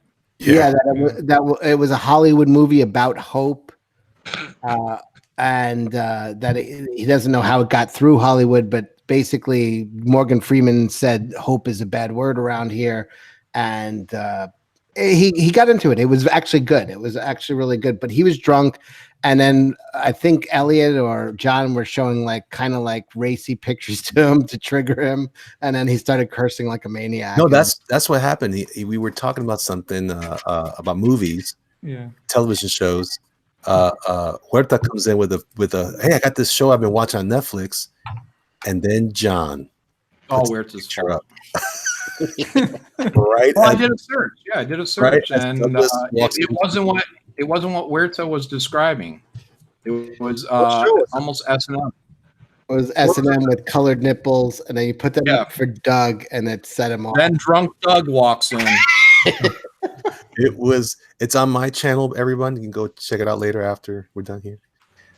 It was art on film. It was fantastic. It was good. I enjoyed it very much. Yeah. I don't know. I didn't like the Shawshank Redemption. Oh, you gotta talk to Doug. It's his favorite movie of all time. Because he's saying it's about hope, and this guy was almost like a Christ-like figure, Andy Dufresne. Dufresne. Yeah, the stupidest movie ever. You got a bunch of murderers and rapists and hardened criminals.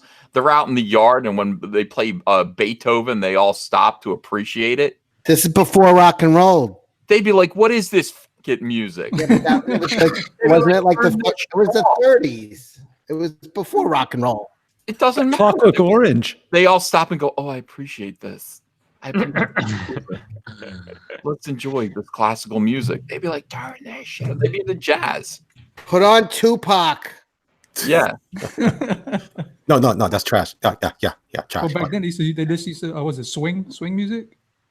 No, it was an opera singer. Oh, but you're right. Yes, swing would have been. But they were happy to hear anything. Right. It's like Cool Hand Luke, right? Where I mean, these are the best kind of inmates you could ever imagine. What? Yeah.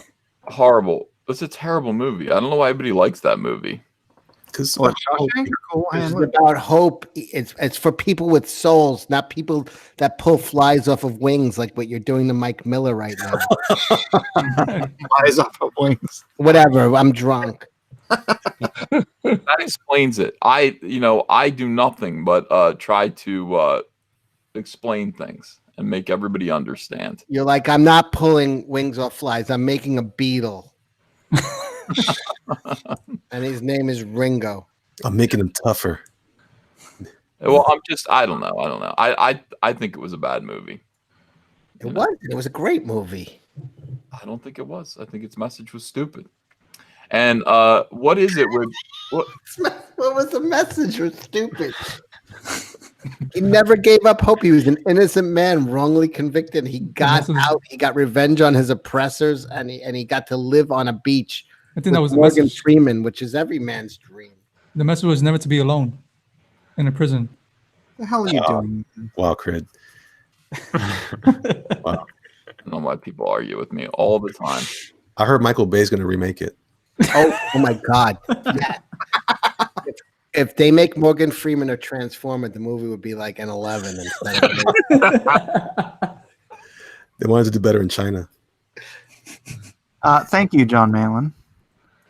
Yeah. Why? What did John Malin do? Proving my work. I'm not sure. I'm helping you. I'm still trying to figure this out. It's a mess. It's like a Rubik's Cube. All right, let me read this review of The Shawshank Redemption that I completely agree with. Okay? And you can pass this on to Doug if you want to. What did you Google to get this review? Just out of curiosity. I'm not telling you. I'm going to read this review. Okay? And I'm sharing it now so you guys can see it. Oh, do I need to put it right at my... It's very tiny. Yeah. All right, hold on. I hate when people say that. That's the truth, Cecil. You've got to accept it. This is when you guys hear this review, you'll know that I'm right. All right? Okay. Based on the Stephen King novella Rita Hayworth and The Shawshank Redemption, this appallingly entitled movie was initially faintly praised by critics.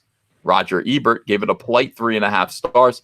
Others lazily regurgitated the production notes guff about its depiction of the triumph of the human spirit. Laboring at 142 minutes, it did mediocre business at the box office. It stars Tim Robbins as Andy Dufresne, a young New England banker imprisoned for murdering his wife. His opening year, Shawshank. What? Dufresne. Yeah. Dufresne. I don't know. His opening years in Shawshank are made the more harrowing by a series of sexual assaults. However, he keeps his spirits afloat through the friendship with prison fixer Red Morgan Freeman. He also falls in with Bob Gunton's corrupt warden, whom he helps operate a financial scam. However, the warden turns against him when Dufresne finds a fellow inmate who can prove he was jailed unjustly. All this time, however, Dufresne has been planning his escape, chipping away for 20 years at his dungeon wall with a tiny rock hammer until finally Shawshank took on a gigantic afterlife on video, doing extraordinary business by word of mouth, going down great, not just among the Bridges of Madison County reading types, but jaded Tarantinoites and the sort of hard-bitten cineste critics, often most vulnerable to the cheapest sentimentalism, Doug TenNapel. The Duchess of York rather liked it too. By 1999, it was topping the all-time greatest list polls. It was number 3 in Channel 4's recent Top 100 movies. What was once regarded as a respectable but ponderous vehicle for Tim Robbins' wobbly bottom lip then is now hailed as a cinematic milestone, as opposed to the long po-faced means sucking on lemons, self-important streak of excruciatingly contrived, suffocatingly corny nonsense that it actually is. One of Shawshank's greatest masterstrokes is its supposedly the casting of Morgan Freeman as the film's director Red, an Irishman in the original novella. However, the casting reveals director Frank Darabont's misty-eyed, insidiously quaint attitude towards blackness, more fully revealed in The Green Mile, his derided follow-up to Shawshank. The casting of Freeman isn't bold political correctness, but intended to add a folksy Uncle Remus-style warmth by association to Robert's Dufresne, who otherwise would be exposed for the cold, calculating, remote whitefish he is. Freeman doesn't actually break out into a chorus of zippity-doo-dah during his narration. Oh, stop it often sounds like he's about to. Now listen, the fuzzy illogic of Shawshank extends to the prison community. Shawshank apologists claim the film is partly an indictment of the evils of incarceration, yet the inmates Robin surrounds himself with must be vindication for the nasty warden's methods, because a more amiable, mild-mannered bunch you could not hope to meet, the homosexuals accepted, of course. Homophobia. Why, as lifers, they must have committed some terrible deeds, but judging by their on-screen behavior, they could slide meekly back into society tomorrow. When Dufresne subversely broadcasts Mozart to the prison yard, they stand stock still in appreciation rather than yelling, "Someone turn that fucking fairy-ass music off," like you imagine some jailbirds might. Moreover, this being an American prison in the 40s, 50s, their lack of racism, lack of knowledge that such a thing as racism exists, does them extraordinary credit. Shawshank is a world unto itself, where in 20 years, no one seems to age more than 6 months, where when Dufresne describes a field as like something from a Robert Frost poem, he can rely on his fellow con knowing what he's talking about, where life hangs together by a series of ghastly, improbable coincidences, where you can escape through a hole in your cell wall and somehow tack the poster back on that concealed it for several years neatly in place behind you. Dufresne's escape is far less a monument to hope, more one to the belief-beggaring negligence of the Shawshank authorities. I've seen more convincing prison breaks in a Bugs Bunny cartoon, yet this is the catalytic event upon which the film's supposedly immortal quotes and straplines hang. "Get busy living or get busy dying," or "Fear can hold you prisoner, hope can set you free." Lines so thoroughly cleansed of substance they insult even the intelligence of middle America. With its tinkling, lack-morose soundtrack, grandiose manipulation, culminating in Robin's barf-worthy Christ-like pose when he escapes, and utter disregard for the rules and limitations of the world we actually live in. Shawshank is an especially crass piece of Hollywood hokum, whose slowness has been mistaken for gravitas, its sentimentality for sublimity. I cried. Why didn't they send him to the chair in the first 10 minutes? I cried. Because they made money. That's right. Oh, fuck that guy. It had Clancy Brown in it. Yeah. That is the greatest review ever. He's 100% accurate. By the way, Clancy Brown was the bad guy in Highlander. Highlander. He was also in Bad Boys, the real Bad Boys with Sean Penn. He was Viking in that movie. Yeah, he also does all the voices on the DC animated films. Yeah, Lex Luthor, baby. Get it. And he loves Krabby Patties. Yes. So fuck that guy sideways with something rusty, as far as I'm concerned. How can you say that? I can't say that. You can't argue with any viewer. Because that person has no hope in their life. They have only a bitter little pit of sadness where their heart should be. Are we talking about Nasser? See, so I'd rather you do this as Smugless. Oh my god, I'm so angry at myself right now. Hey, Cecil, get busy living or get busy dying. You know, this was a rare thing in Hollywood where they have to just show the rapist, the murderer as the good guy, and God forbid they show the innocent man as the good guy. God forbid they show somebody in a Christ pose, right, Ethan? He escaped from jail and he gets into a Christ pose in the rain. Come on. I'm free. I'm All fun. right, Ethan, you're Antichrist, I guess. But that By the was way- Doug's point was that Andy Dufresne was Christ. Yeah. I think that's what they were trying to He say. brought hope to the hopeless. Yeah, okay. You know, there were a lot of like legit homophobic movies in the 90s that people still consider to be classics. That's one. JFK is one. You know, I mean, and of course, Shawshank Redemption is another one where, I mean, you want to talk about legitimate homophobia. According to JFK and Oliver Stone, the homosexual underworld killed the president for kicks. That's what that movie actually says. I didn't notice that. Go back and watch it again. Wow. Did you see them sitting there, tweaking each other's nipples, dressed in gold? What were Joe Pesci and what was the other guy who played the main guy who was accused? Tommy Lee Jones. Yeah. Why did you do it? Well, fuck, anything can happen in the homosexual underworld. Tweaking each other's nipples, Fucking clipping that right now. Hey, are you saying Joe Pesci has tugged on Tommy Lee Jones' nipples? Watch the movie. He's like, you want this, you're gonna get, and he smacks him. Yeah, go watch JFK again, man. They're blaming the gays of killing John F. Kennedy. Is that the special edition? It's any edition. Oh, okay. It's absolutely any edition. And people don't know that. Like, I've seen that movie 100,000 times, and like, you know, that's why I really like the movie. You know, but it's like, wait a second, Oliver Stone is blaming the gays of killing John F. Kennedy. That's exactly what he's doing. It is weird. And what you're saying is a gay man couldn't kill him because why? He's not man enough. Because he loves men. He loves men. He doesn't want to kill them. No, think about what the message you're sending out. I believe a gay man could kill JFK. How about that? Did I freak you out, Ethan? Yeah, you blew my mind. Yeah. Step into the 90s, my friend. Step into the 90s. It's the 90s. Get with it. It's the 90s, brother. Wait, what year is it? By the way, I think Mike has done. Mike, did you do perspective lines on that No, drawing? I did. No, John did. Yeah. John I did? had to dissect this and figure it out. Let me It's see. it's plausible. All right, let me Plausible. see. It looks like Star Wars. John, can I put your line? Can you put your lines up, please, so I can see? Oh, like raise it? Show your work. No, show your work. Like I saw. You have Critias instead of John. Oh, I'm on Critias. No, okay, sorry. Here we go. Okay. Good. Yeah, where is this line going? Right up here. Does that work? Hold on. What line are you talking about? This line right up here. The top of the building. Yeah. I just erased it for a little bit of clarity. It does run back to all the perspective Right here? from the right side. Yeah. So this one, hold on, I'll do it. Mike.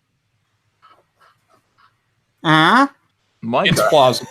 It's plausible. But look, it doesn't look right, and that makes it wrong. Yeah, just I because accept. it's correct doesn't mean it's right. You know what? I forgive you already. Facts don't care about your feelings, Mike. That's right.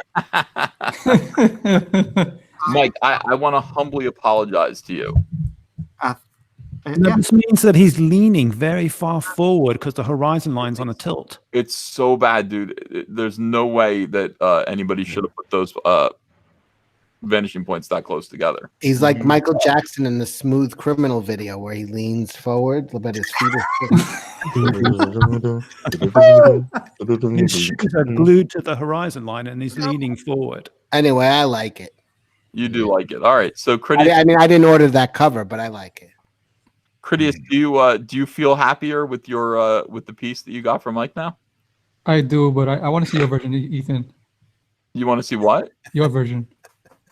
You know, Mike, and you can email it to me in high definition also. So John's trying to find the vanishing point, about like the third vanishing point. Yeah, I'm just kind of guesstimating because it doesn't look like a lot of these bricks have. Well, not that they have too much in it. Maybe he did it. Yeah, because that top building has a skew there too. You got a point one by his back hole. bring your book out about 6 feet, you could probably find the vanishing point for those.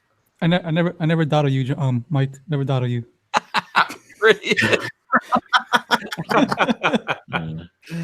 All right, fine, very good. You never doubt. You just asked Ethan for a new cover right in front of him.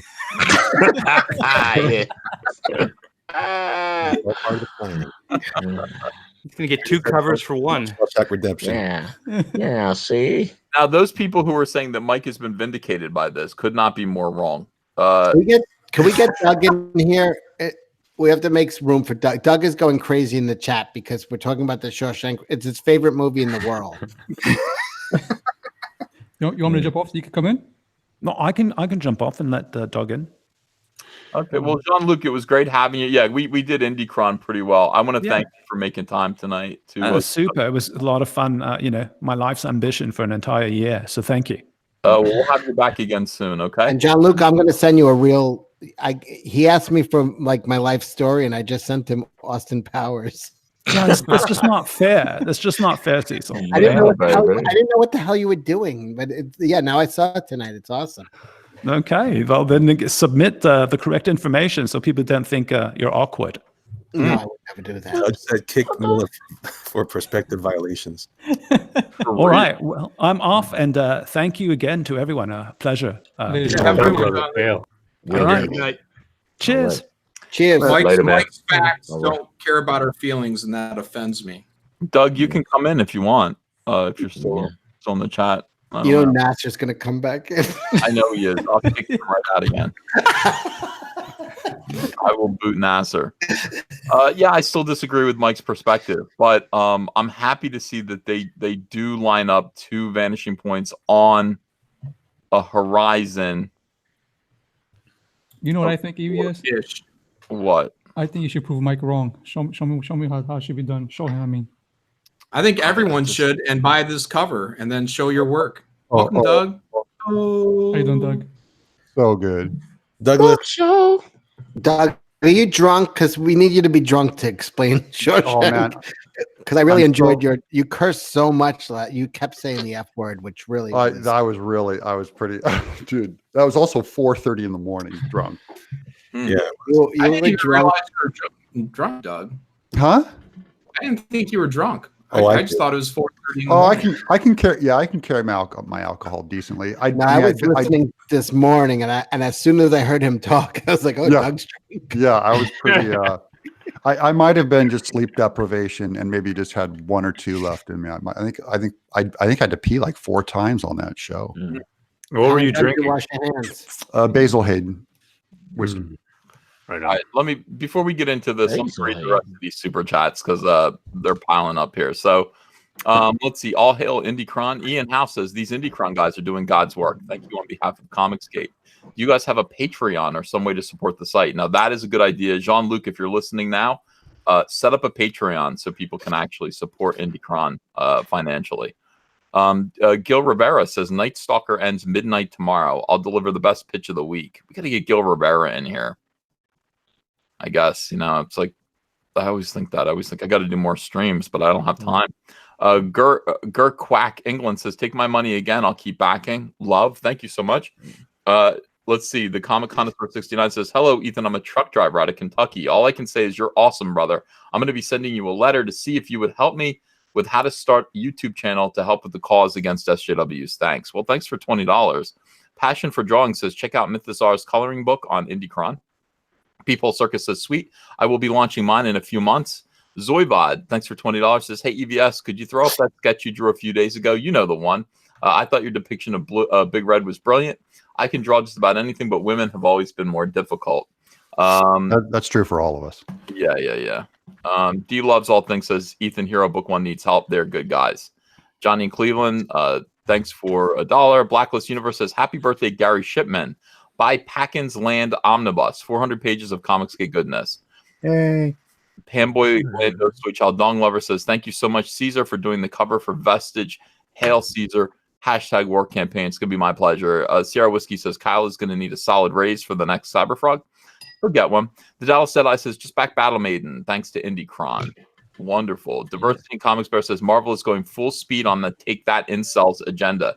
Get ready for the last Jedi-ification of the MCU. And who knew they were pedo pals? Yeah, I can't stand what they're doing. I really can't.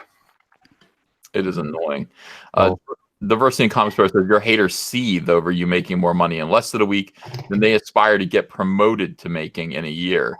Timecode Mechanic says, thanks for the shout out, EVS. What's up, Jean-Luc? Bobby Hansen says, EVS, I'm so stoked you gave those of us late to the community a chance. Your pages look great. I can't wait for my copy. Maxwell Miller says, agreement should just be Comicsgate has a right to exist. Who's drinking? What is that? That was a cork out of a bottle of whiskey. Oh man, that's like everyone went Pavlov who heard that. It's like, oh yeah, I know that. We got a beautiful bottle of Trimble bourbon. I'm down to maybe one more glass, maybe. I want that right now. Beautiful. Everett Todd says, when is the digital copy store coming? That's a good question. Death of Star Wars says, after Disney closes Marvel Comics, Marvel superheroes get regular jobs. Wolverine is a traffic control man using all appendages to direct traffic. And then there are pictures of penises. Matt, I read that one. Benjamin Henderson says, last chance to buy a Ravage VIP pack on Indiegogo. Oh. Donut Swan says, Cecil, would you please wish Miss Katie a happy 35th birthday? I don't know Happy birthday, Miss Katie. Happy 35th. A lot of people say that's the end of the road for chicks, but not me. That's where I start.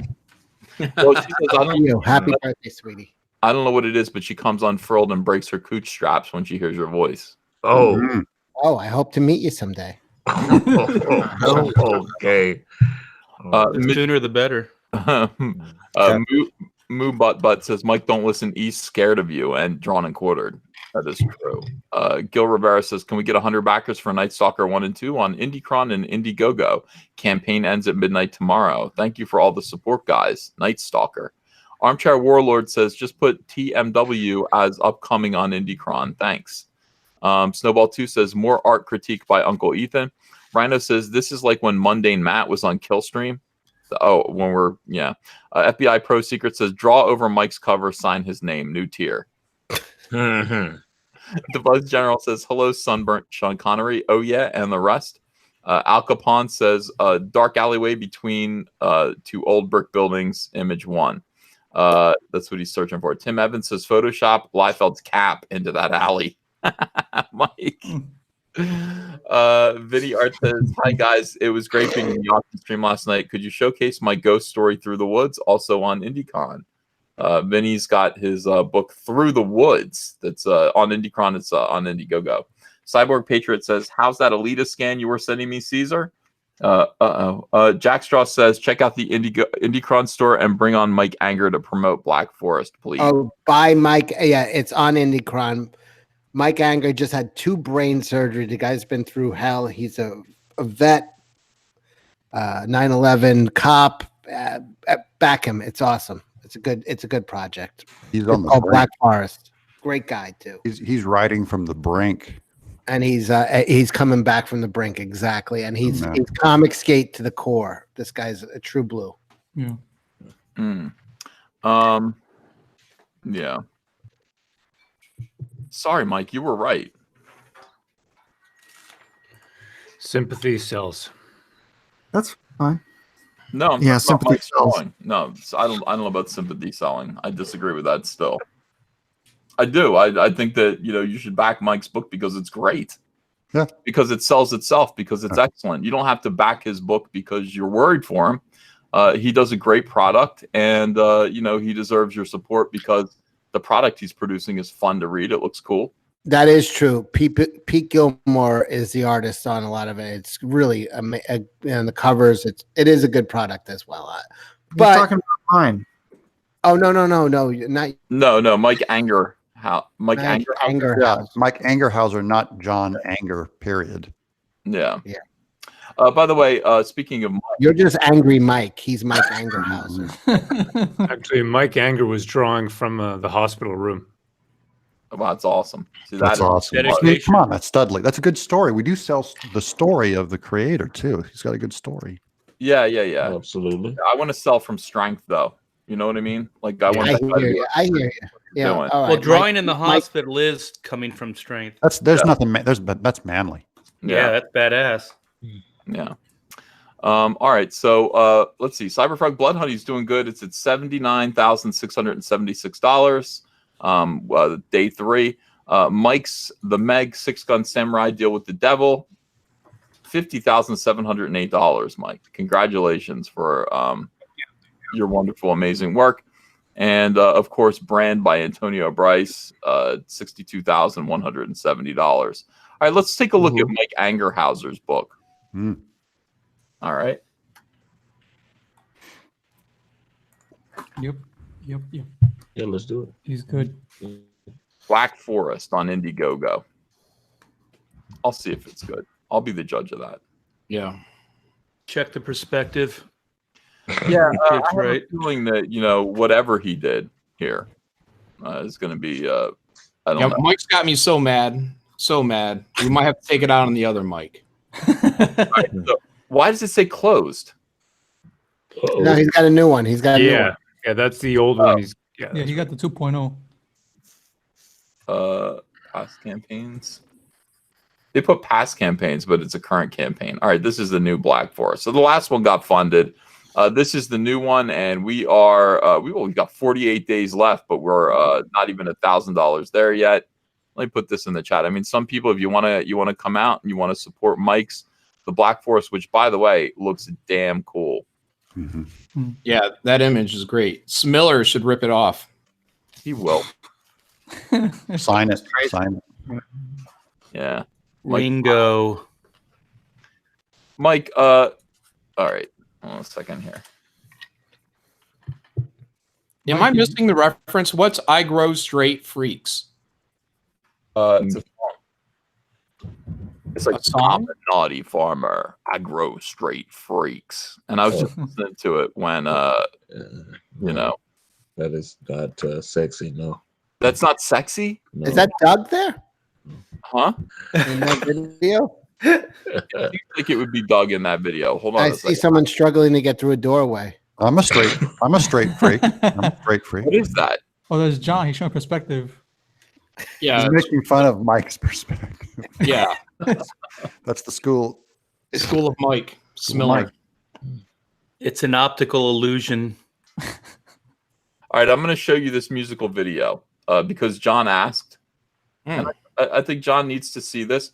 You guys can tell me what you think of this. Okay? Some of you might like it. Some of you might not. All right, this is called Naughty Farmer.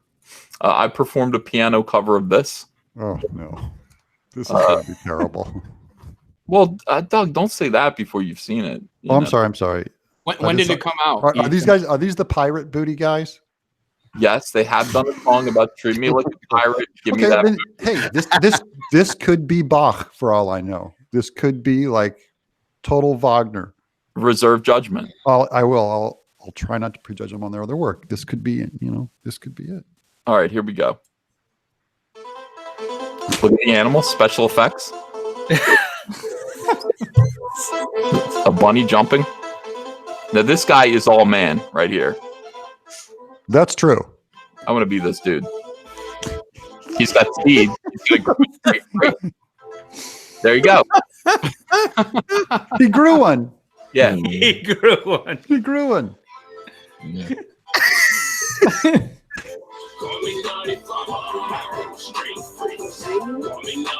That guy can dance too. Yeah. He can draw trees. Look at that tree.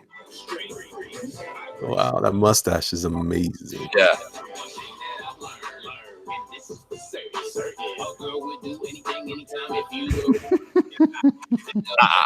I like that.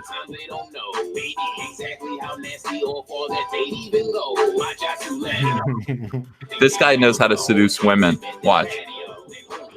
Yeah. When he goes, yeah, that's it. Right there. Yeah. Oh. Is that how Louis C.K. did it? Yeah. Hey, NASA should take tips from this guy.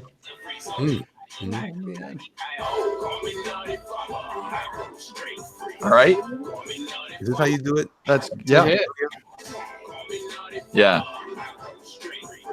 Is that the same chick? Probably. I don't know.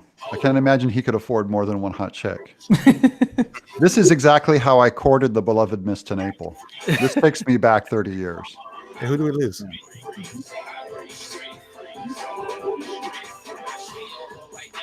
This guy can get women. I'm telling you. Yeah. I'm taking notes. Yeah. I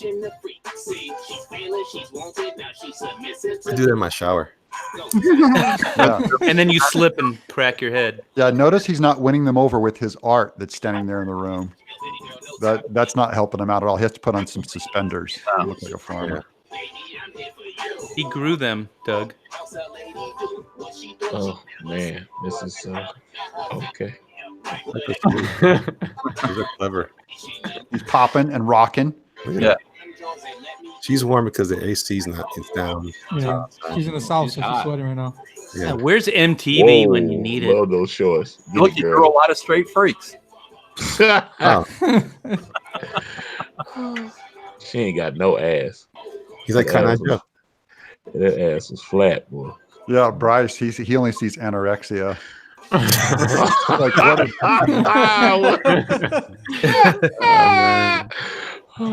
I love it when Antoine grunts. I don't know who Antoine is. That's just like, one. you find Antoine, call. Was that a weed? What the heck? All right, so that is the song, John. Yeah, that's hot fire, man. That chick was fine. Antonio don't want no girl that doesn't have diabetes. Oh no! Wait a minute, hold up now. That's crazy. Now, Shots some fired. people said that this is a new low for Commodore's Pro Secrets. I hope so. Could we, We've gone way lower. could we get to Doug defending Shawshank Redemption already? Are you? What are we doing that? That's not. I don't want to come on the show and talk about Shawshank. All right, kick Doug. Shut up. Shut up. Shut up, you Hey, little. Antonio. Shut up, you tiny little drunk. Antonio, You wanna talk hear about Doug cuss. that woman. Remember that you were with, and then she was a limit for you. Remember that? brother? You hit the I limit? do have a limit. That's why I'm saying it can't be too big. Yeah. How heavy was that lady again? She was 400, man, at least. What? Wait a minute, and you're 300 now. We're talking about just one woman here, right? Wait. Well, when they weighed me the other day, I was 336. All right, 336, and you were in bed with what kind of fucking You bed gotta weight- wait. what kind of bed can hold 736 pounds? Was it cinder blocks on the? Yeah, it was not. Man, you know I what? was like that. You took her out. That Zach you took her out to the man Olive idea. Garden. It was. Is your bed a patio foundation? All right. Everyone's drunk at this point and talking over each other. But I will say this, Elliot. Look at what Elliot's doing. Look at what the rest of you are doing, and then look at what Elliot's doing. Yeah. Yeah, and Hulk. Look at the mess that you're making with your lives, and then look at You know what? I Elliot? am a degenerate. That is true. Yeah. You know what That is Elliot's dating. thinking right now?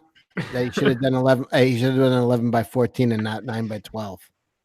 Well, it was a doodle. It just keeps growing. Yeah. That is the dating of 400-pound women of artwork. I'm telling you, that piece right there is going to sell for big money on my auction. Big money. Wolverine is like Antonio telling his date, I don't know if the bed can handle this. Oh. We better use the floor. Yeah. Boy. Elliot, how did you like that song? Straight Freaks. The girl in the seat was nice. Yeah. Can you draw her behind Wolverine? I'm just gonna write what you. I'm gonna draw what you said. Hot fire. There you go. That's sneaky Malin. I love Why it. is Wolverine holding up, doing the speak to the hand, the Oprah speak to the hand? Is he That does look like that, doesn't it? Speak to the hand, Hulk. He's cucking the Hulk. He's cucking the Hulk. No. Oh yeah, Elliot, you gotta give him the heat clause. Remember that he's got heat clause now. I don't recognize that. There is Nobody does. There's no such thing as heat clause. Sean Derrick says Elliot is saving the world, but y'all are wrecking it. That's what I just said. Yeah, he creates, we destroy. Doug, so let's talk about the movie that you are so passionate about. Did you hear my review or the review I read of it? No. No, I was on the show earlier and then I got off and then I got back on, so I didn't miss all this amazing. What did you do in the meantime? TMI. I've seen the movie twice, guys. Okay, I've seen it twice. I'm not going to sit here and do the Shaw. I really don't even know that much about Shawshank to really go deep in the woods on it. So you went deep in the woods at 4:00 this morning. Yeah, because I had one thing to say about it. When you want me to say it again now, For it's like already, 40 it's already on a minutes? show. It's documented. You had one thing to say for 40 minutes, exactly. No, you had a lot to say about it. You said Andy Dufresne was Christ. I talked you up here, Doug. Don't make me look stupid. You know what? You and Malin are trying to bait me into this and look. No, I actually did. I really We've been did defending talk your you up. position, Doug. I was defending you very strongly. Don't make me. Okay, good. So Cecil You're our agrees. inspiration, and now you're leaving us out here to defend you. Yeah, and you're like whatever. I never even really Yeah, saw because it. I'm the shepherd and I got Who's struck, God and now Christ? my disciples have to carry the message. You have to carry the Shawshank message. You have to show you're a man. Not after we're on the same 24-hour cycle, Doug. Yeah, but for me, like 50 years have passed. I had a whole Groundhog Day between then and now. Doug, you have not ascended to heaven and left it to the 12 of us to carry your word. You're still here, my friend. You may speak. I'm a Casey Azawa says, "Don't gang up on Doug, you fucks." Whoever that guy is, I want to send him a super chat. By the way, I reposted the chat where Doug made Mike cry the other day. It got a big reaction. I saw Doug liking every comment on that, by the way. I like all of them. I'm here to support you. It was good. I hadn't heard it in since it happened, but you guys were talking about it in the morning, and it piqued my interest, and I re-listened to the whole thing, and it's a blockbuster. Remember the old days? Remember the old times, guys? These are the old days of 3 months from now. We're here now. Explain yourself on Shawshank, you dope. You had Cecil move to tears practically. I cried, but what were you? You were saying things. You were yelling about pink nipples being trash, but Andy Dufresne is art. And I got nothing to they were say. showing that was dark stuff. That's true. That was, but it does accurately depict the villain as the bad guys that want to rape the guy. That's a documentary, like JFK. Yeah. I'm trying to get Ethan's show struck right now. Let me get it. No, you're not. I think you're speaking truth, and therefore you can't do it. But people have said, Doug, I read this review. Now, there was a reviewer called The Reaper back in the early 2000s, and he was great because he would take on sacred cows. And I really enjoyed his reviews, and it kind of teaches you to think outside of what everyone else is saying. And when I would read a Reaper review, I'd go, that guy's absolutely right. And he would tear down people like the Marx Brothers, the Rat Pack, and he would go through and say, this is why they're shit. And this is why they're overrated. And usually, I mean, even though I love the Marx Brothers, I would say he's got a few points. Wow. Okay, so he did one about the Shawshank Redemption that was absolutely unbelievable. And I read it, and it made everyone angry. Would you like to hear it? No. Why don't you give me a summary real quick? Give me a summary. Just give me a summary. I don't want to hear you. Plus, didn't you already read it once? And your fans are going to be like, this is the second The time. fans are saying, Doug, you got to trust me. I know how to do a show. I know that you do too. I know that you do too. But the whole point is to torture you on camera. The people want to see you. The people want to see you reacting to the words of this man. Now, the whole thing is this, Doug. Yeah. People presume that you care more about this movie than you actually do, and I don't. I really don't. I just admire the story structure. I admire the characters. If you really want to torture me, bring that Jean-Luc guy back on. You know what? That guy was your Andy Dufresne. He gave up his spot for you. No, he rightfully left to give me a spot. He gave up. He didn't belong on the show. Every time I start to like you, I remember why I hate you. He didn't belong on this show. neat and Indy Kron is lucky to grab onto our coattails, is what I have to say about them. And Doc, and that, yeah, I'm coming after them because they come after some of my friends. Like they don't have an impressive enough site that NASA would want Trixie on there. That's all. Okay, wait a second. Oh boy! Now, hold on. What? No, Ethan, shut up. Let's get back to Shawshank now. No, hold on. Hold on. No, you want to do Shawshank? Come on. A whole other door here, Doug. No, Shawshank. Yeah. Okay. Doug just Shawshanked Indy Kron, and No, he didn't Shawshank. He just shanked them. He just shanked them. Yeah. Well, okay, so chorus of kick Dougs, by the way, going on in the chat. Yeah, a lot of smugs. All right, so a lot of bring Nassers. I want Nasser on too. I think Nasser would have a good say on this. I think he's a good. Nasser was in here, and then he eventually left. I know he's a solid 100% Comicsgate guy. 100% solid. So's Handyman. 100% solid Comicsgate guys. Okay. 100%. I had him on my show. Yeah, good guy. Do you want to unpack any of this stuff, Doug, or you just kind of want to keep talking? Like, why don't you be more cryptic and let's watch the view account go down. I'm bringing them up because I watched Jean-Luc, who on this show is all passive and acting all cool. I saw him taking a giant shit and Jesse Miller on Handyman on another site. So I'm just saying. What's wrong with Handyman? What's the problem with Handyman? There's no problem. He's totally awesome. Comicsgate. I want to know why. Why is Jean-Luc acting all assholey and tough on him? So I'm just saying I'm thankful he's gone. This is a whole thing. Like, yeah, we've been going through this today with the drama behind Handyman, and I don't really get it. I don't really understand. It's guilt by association, but the guilt is pretty strong. It's guilt by association, and guilt by association is if they're going after him for that is soy. I'm not going after him. That is SJW, and Indy Kron. That makes Indy Kron SJW. I don't know how Comicsgate it is. I know how SJW it is. Is Nasser on Indy Kron? He chose not to go on Indy Kron. And I'm just saying, I want to go on a site that Nasser wants to go on because he's a Comicsgate authority to me.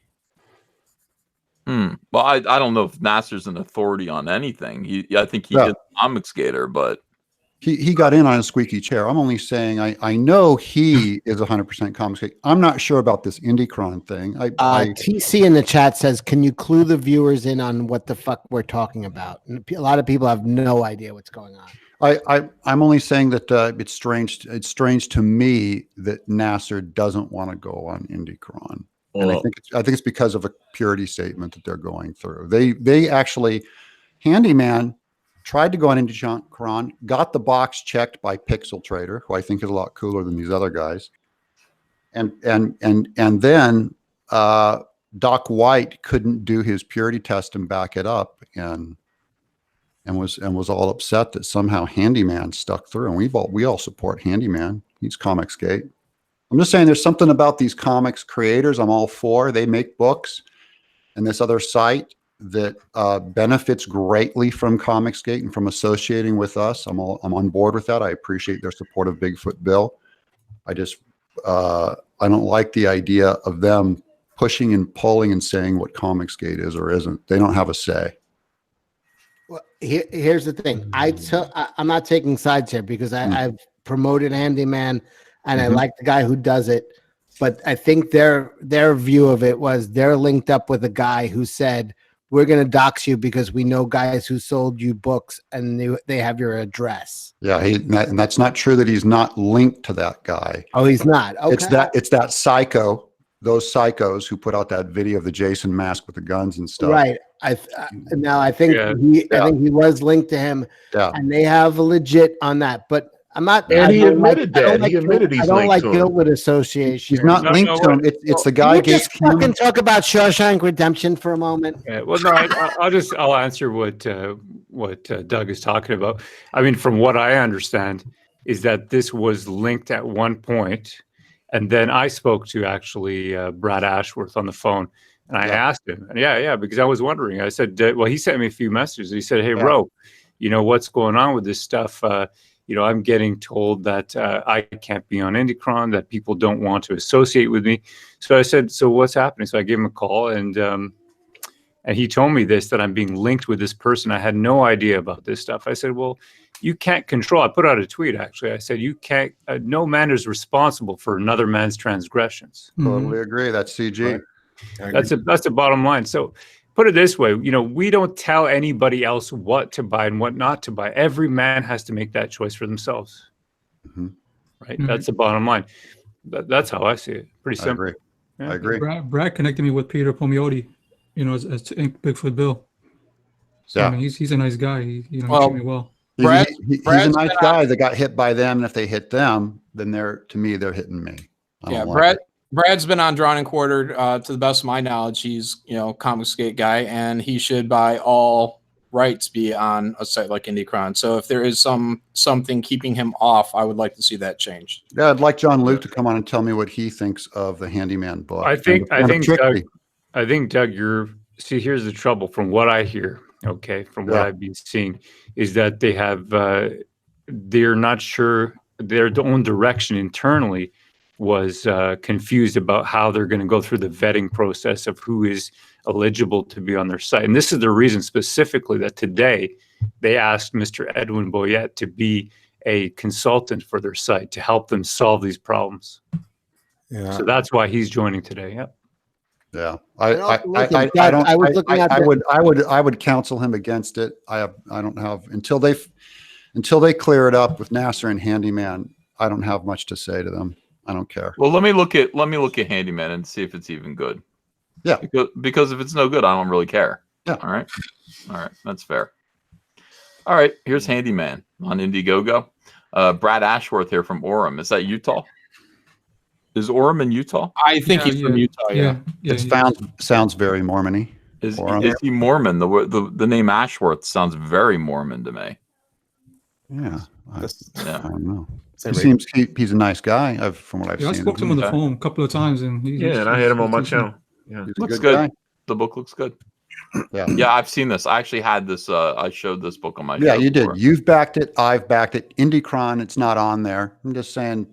All right. Optional. I don't know what's going on. I have no idea because there's something going on here that I don't get, and the chat doesn't get it either. And from my perspective, my thing is, somebody says they're Comicsgate. Yeah. All right. You say you're Comicsgate. We all have disagreements.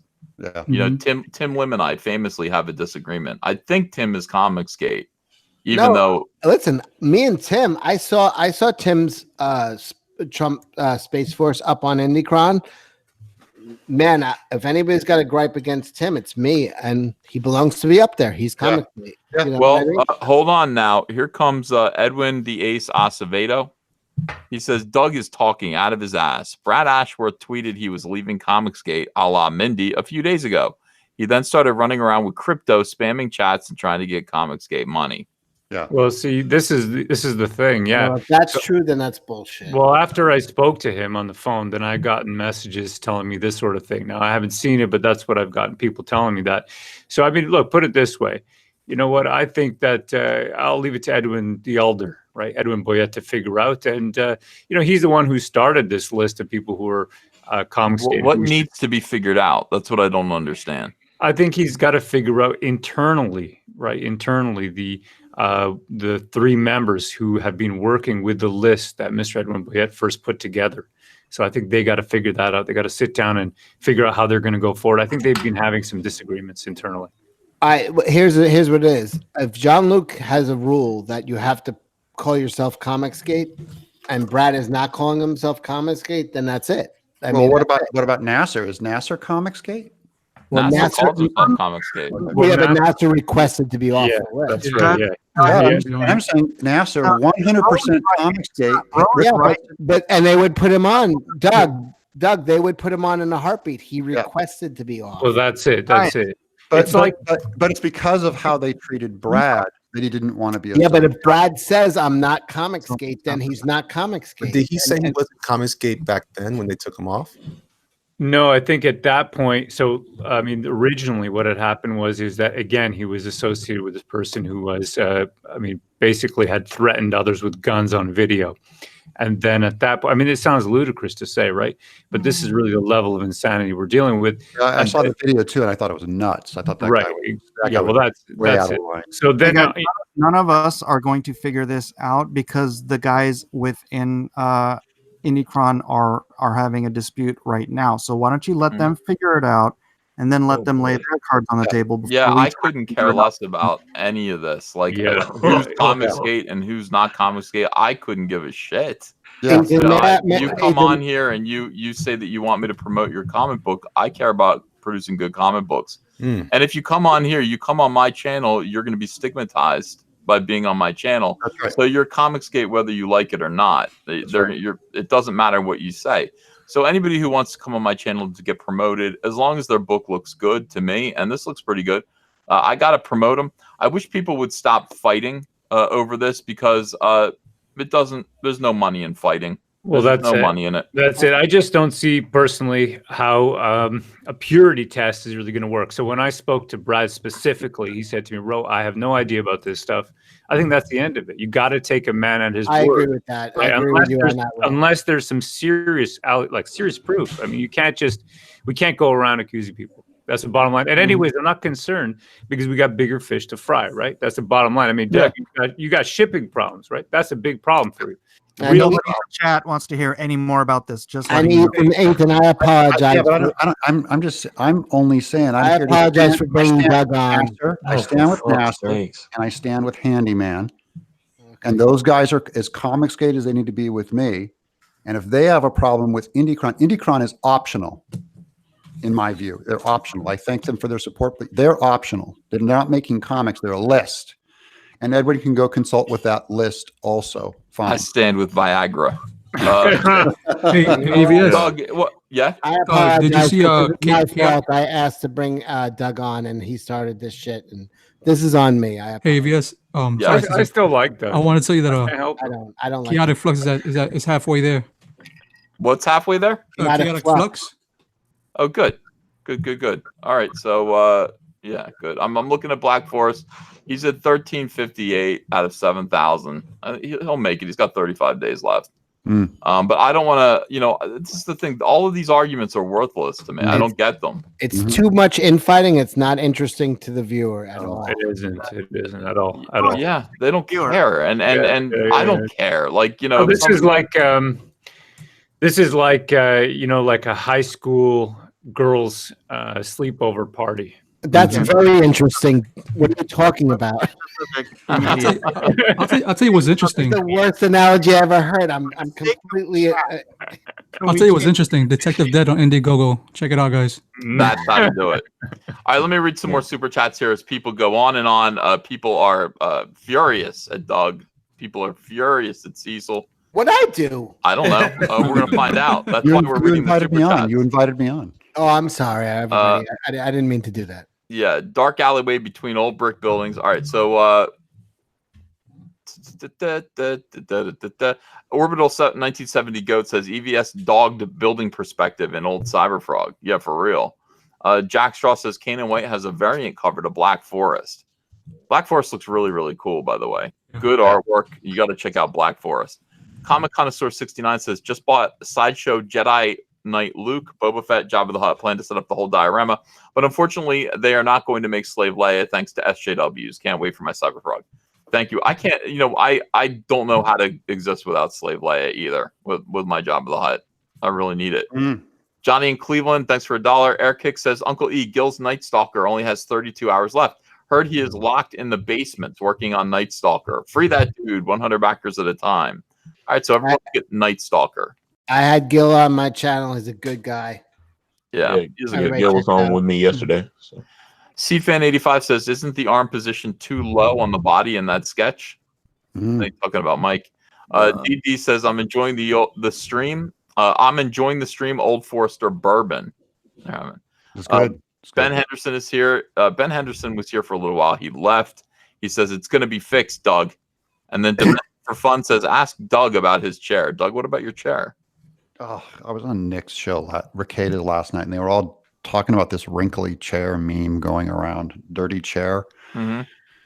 And then they just started bringing up chairs because I was so tired of talking about it, and they kept bringing up chairs all night. So now I'm on your show, and they're bringing up chairs.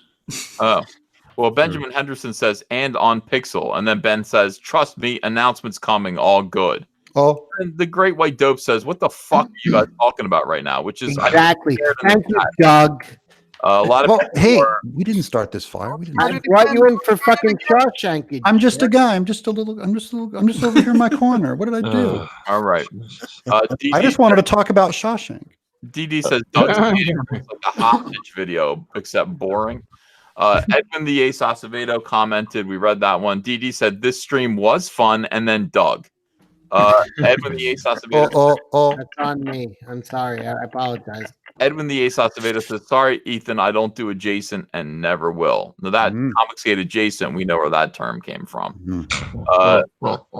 Benjamin Henderson says, hail Roe. Exactly. Everyone likes Roe. Hail, brother. I like seeing, we should talk about the fact that he's got his book out there on the newsstands, right? Yeah.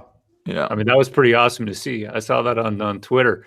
He's got his Ravage Kill All Men, and he was pretty hyped up that it finally hit printers and it was out there in the store. So good for him. And it looked like the pictures of himself standing in front of the printed books in the store. He had he was beaming. Bro, he was beaming. 84. Say again, brother. Is it way warm over here? Hey, Ethan, can I ask you something off topic? The guy said he was drinking a whiskey before. What? Old Forester. Is that the whiskey that Richard Dreyfuss ordered when he was trying to get whiskey in American Graffiti? Yep. All right, that just stuck in my brain. It's a solid. It's solid. Ben Henderson says, last chance to pick up Ravage now. And then Soyboard Panboy says, hail Roe, hail War Campaign. So the War Campaign's in full effect. One thing is true. This was a controversial stream in a lot of ways. But everyone loved Roe. Nobody had a single problem with Roe. Everybody kind of agreed with his sort of his stance on everything. No one can hate Roe because he'll show up in a red minivan and kill you. He's threatened to rape me multiple times. Attic MM says, "Do Frayne killed that biznitch," and he gives me $20 to say that. Good man. Do Frayne killed that biznitch. Yeah. So again, my thing is, I don't know, prosperity. I mean, maybe we can argue about a few things, but we shouldn't argue that we want people to do well. I don't like the word adjacent. I think that's a cowardly word. The first time I heard that was from Nurkish. That's correct. Oh, then that makes it a word from a decent guy. Oh, screw you. Man, Cecil, don't you miss that Nurkish guy? Don't you miss him? He was kind of funny. With every bullet so far, I've missed him. He was kind of funny. I don't know much about him. He was a quality comedy writer. I miss him. Yeah, he's a good guy. I miss him. I thought he was a good friend of mine, Doug. He spoke to me in private. We shared secrets about personal stuff. Yeah. I only found out later through other friends that he was bad mouthing me constantly. Yeah. And that he always hated me. Yeah. And when I asked him to please protect this community by not allowing crazy stuff on his Discord, I mean, really offensive, anti-Semitic stuff on his Discord, he told me to go fuck myself. Yeah. And, then he told everybody that I was threatening him. Yeah. So I miss him too. That's in italics. No, I get what you're saying, and that puts a lot of pressure on me because I have two friends who are in an impasse. When was the last time you spoke with him? It's been a month. It's been at least a month. Very short though. I text him just to check in on him. How you doing? Just to hear from him. Me too. That's the thing. If people are like, what secrets? No, we talked about our families and stuff. I mean, I never knew his real name, but I knew a little about him and he knew a little about me. And, that's a shame. That is a shame. I was shocked by it. I never know when people hate me, but now I just assume everybody does. Yeah, not everybody. Not everybody sees And, him. and Not I think everybody at all. he disappeared. He disappeared off the internet not because of you, Ethan, or any of that. I think put it this way. other stuff was weighing on him that wasn't working out. Put it this way: YouTubers aren't your friends.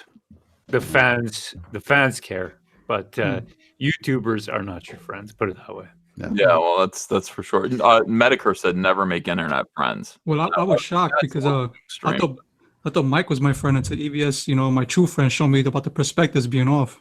Thanks a lot, Mike. Yeah, he's looking out for you, man. He's showing you. Yeah, Critias didn't know that Mike just shit that thing out in 20 minutes. Yeah. He's like, look, I've been spending 2 days on this just for you. Miller's your friend, but he's no friend of perspective. Yeah. I'll call you with my real name later, Ethan. Where is Mike still here? Yeah. Oh, sorry. I was only stabbing you in the back because I thought you were gone. Yeah. Yeah. Hey, Mike. Hey, Mike. Yeah. Elliot, that picture is great. Can we lock on Elliot? Yeah. Hang on 1 second here. The chat should look at that. That is amazing. A lot of what they're seeing is Doug's head, which is I love Doug's head. Look at that. That is awesome. I'm going to make Elliot draw my head in that style. So then you have to so watch him draw. You have to picture. watch my head. All the lumps. Yeah. A lot of bulge again here. A lot of area. That's beautiful, Elliot. I'm not afraid of anatomical correctness. No, I don't blame you. That's a lot of area, though. Well, he's the Hulk. Anatomical correctness. Where's the bridge of Hulk's nose? If we're talking about anatomical, Hey! He hulked out, man. This is just. Oh boy, that's the way it is. Is that a black hole? Does his nose just it breaks the law of physics there? What's happening? Yeah. Listen, Doug, not everybody stays 140 pounds when they grow to 7 feet tall. That's true. You don't see me drawing online right now, too, either with my human anatomy. I don't want anyone talking about what my bridge of my noses look like on my. By the way, I gave my nieces cardboard this afternoon. They came in from Amazon, and she read 88 pages of it in a run, and she loved it. So I hate to compliment you, but cool. No, we can remain bitter enemies, and you can still shut up. I really didn't know Cecil and Doug were bitter enemies. That's a surprise to me. No, I like Doug. I know Cecil and I love each other. It's Critias and I who are official enemies. Yeah, Critias and I gave my kids cardboard boxes, and they had just as much fun. I try with all my might to like Doug all the time, but he does everything in his power to dissuade me from that. Yeah. That's how I know who my real friends are. You see me do. I try to like you. I do. I throw down divisive tweets about not believing in evolution and being pro-life because everyone who leaves. I don't agree with you on anything. I don't think in the world. I don't agree with Doug with any. I don't even believe the sky is blue if he says it. But if I'm an asshole online like this, and then everyone my friends here stay. Then they are my true friends. Like even I can't keep you away. You're not a liar. That's why I like you. Okay. Unlike the rest of all these people on this channel. So I appreciate that. Mike Miller or Art Tiber. I'll give you that. But you're no liar. Yeah. Yeah, I'll tell the truth. I'm like, are you calling me a liar? I tried to wake Art up right now. Was that calling me a liar? Is that what that was? I was joking around. Also, Cecil, you and Nurkish, when you'd go on Doug's show early on, those were the best. Yeah. When you guys would give him crap, man, I do miss that. Listen, I loved fucking around with Nurkish. I've never spoke to him since. It was a tweet by Tim Lim, and I've never spoke to either one of them. Now, neither one has ever called me, emailed, or tweeted since. They made a public tweet that the project is over, and those are two guys I got along with great. Yeah, and you know what? I like Tim Lim a lot too, and he's a guy. I did too. At that point, Tim Lim I haven't said anything to him, and I miss him. And I'm like, he won't. I've invited him on my show. I've tried talking to him. Nothing. I got along with him great. We talked movies. He's into horror movies. I got into, but it was just one day something happened. Still have never found out what. Well, maybe he'll hear this. Yeah, maybe he's watching right now. I doubt it. He's watching. I don't want No. it. Honestly, I don't even want it. Well, I don't maybe- want an explanation. Maybe it's just sometimes when you feel a lot of shame, then you can't show your face again, right? Could be that. There's some I don't truth know. to that. You have to watch to write down the transcripts. Mike Jenkins says, any updates on Cyberfrog rolling papers? No, but I think we're going to do those. Rolling papers, like smoking weed papers? Like, No, not weed. Not weed. We're not deviants. Tobacco. It's for tobacco. They're like zigzags for rolling your own cigarettes. Yeah. I think you sell more of it if it was weed. But pot is legal now, so we don't have a problem. It's not with that. true. This audience, this whole audience, no one does weed. None of them. You know how I know? Them to smoke tobacco and inhale. They smoke tobacco. You know how I know they don't smoke weed? Because they have money to buy Antonio smokes weed. buy books, and weed smokers, they don't have enough work ethic to get off the damn couch and go to work Bro, and have expendable income. Burnouts don't have money. Is that what the problem is? Isn't that right, chat?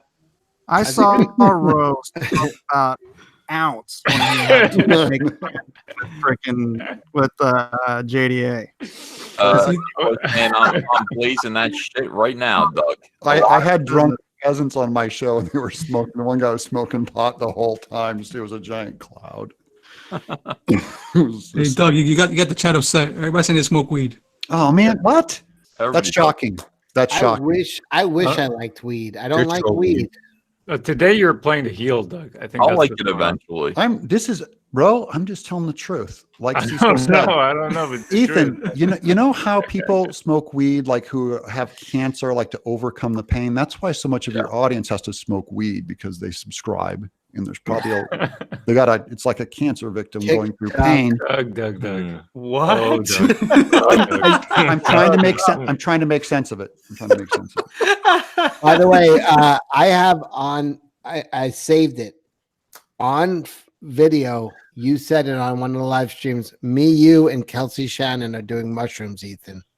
Yeah, I'm okay with that. Like I have to admit, I'm not curious about too many drugs, but I am curious about mushrooms. KBS. I'm not sure if Kelsey Shannon is going to be the best person to be shrooming out with. Shush, John. Shush. KBS, did you speak to Andrea about this? Does she know? Does Andrea know? Yeah. Well, I didn't speak to her about Andrea? it specifically, but we've talked about mushrooms before, and it was kind of like, well, but I mean, Listen, if anybody who's worried about it, do not worry. I've driven a Winnebago on mushrooms. I'm a great. Nice. They're fun. They're I fun. think alcohol in the hands of Yeah. Doug could be worse. I would never drive drunk. Keep in mind, Ethan. Once you eat it, you're committed. Yeah, It's you tried 6 it? hours. 6 hours. You got 6 hours. That's Oh yeah, I got a kid. I can't. I can't. I don't 6 have time. hours. 6 hours. Cecil was driving a Mini Cooper, but he thought it was a Winnebago. Whatever. Yeah, I wouldn't do it. 6 hours you could do with me and Kelsey. What's Ava gonna do? I can't. I got a kid to watch. Not while you're watching your kid, you could have your wife watch the kid. I don't think gonna do you're them too. going to be coming back, Ethan. I think Cecil and Kelsey might kill and eat you. We do a trip to the bayou. We visit Kelsey on the swamp. Yeah, Andrea is your spotter. She's your spotter, so she takes care of the kids. When you go altered states and you turn into a ball of goo on your The mushroom, altered states is best state. It should be the 51st state as far as I'm concerned. I think you'd be a lot more friendly, actually, Doug, if you were high. yeah, true. That's why I don't want any of that pot. I don't want to lose my edge. By the way, the chat is going ape on Doug. I mean, they're like seriously. I'm a man of peace, and I love everyone here. Man, and so I'm concerned because people are like, Doug is dunking on you, and fuck Doug, and get Doug out of here. When Doug is a mean drunk. I mean, that's the thing about Doug, and I know that about Doug. I know he's a mean drunk. So Are you drinking, Doug? No, I don't have a lick of alcohol in me, and I'm actually not a mean drunk. I know mean drunks. Yes, you are, dude. You are, Doug. First of all, you're a mean drunk compared to your normal state of being. Sure. No, he's normal right now, and he's an assaole.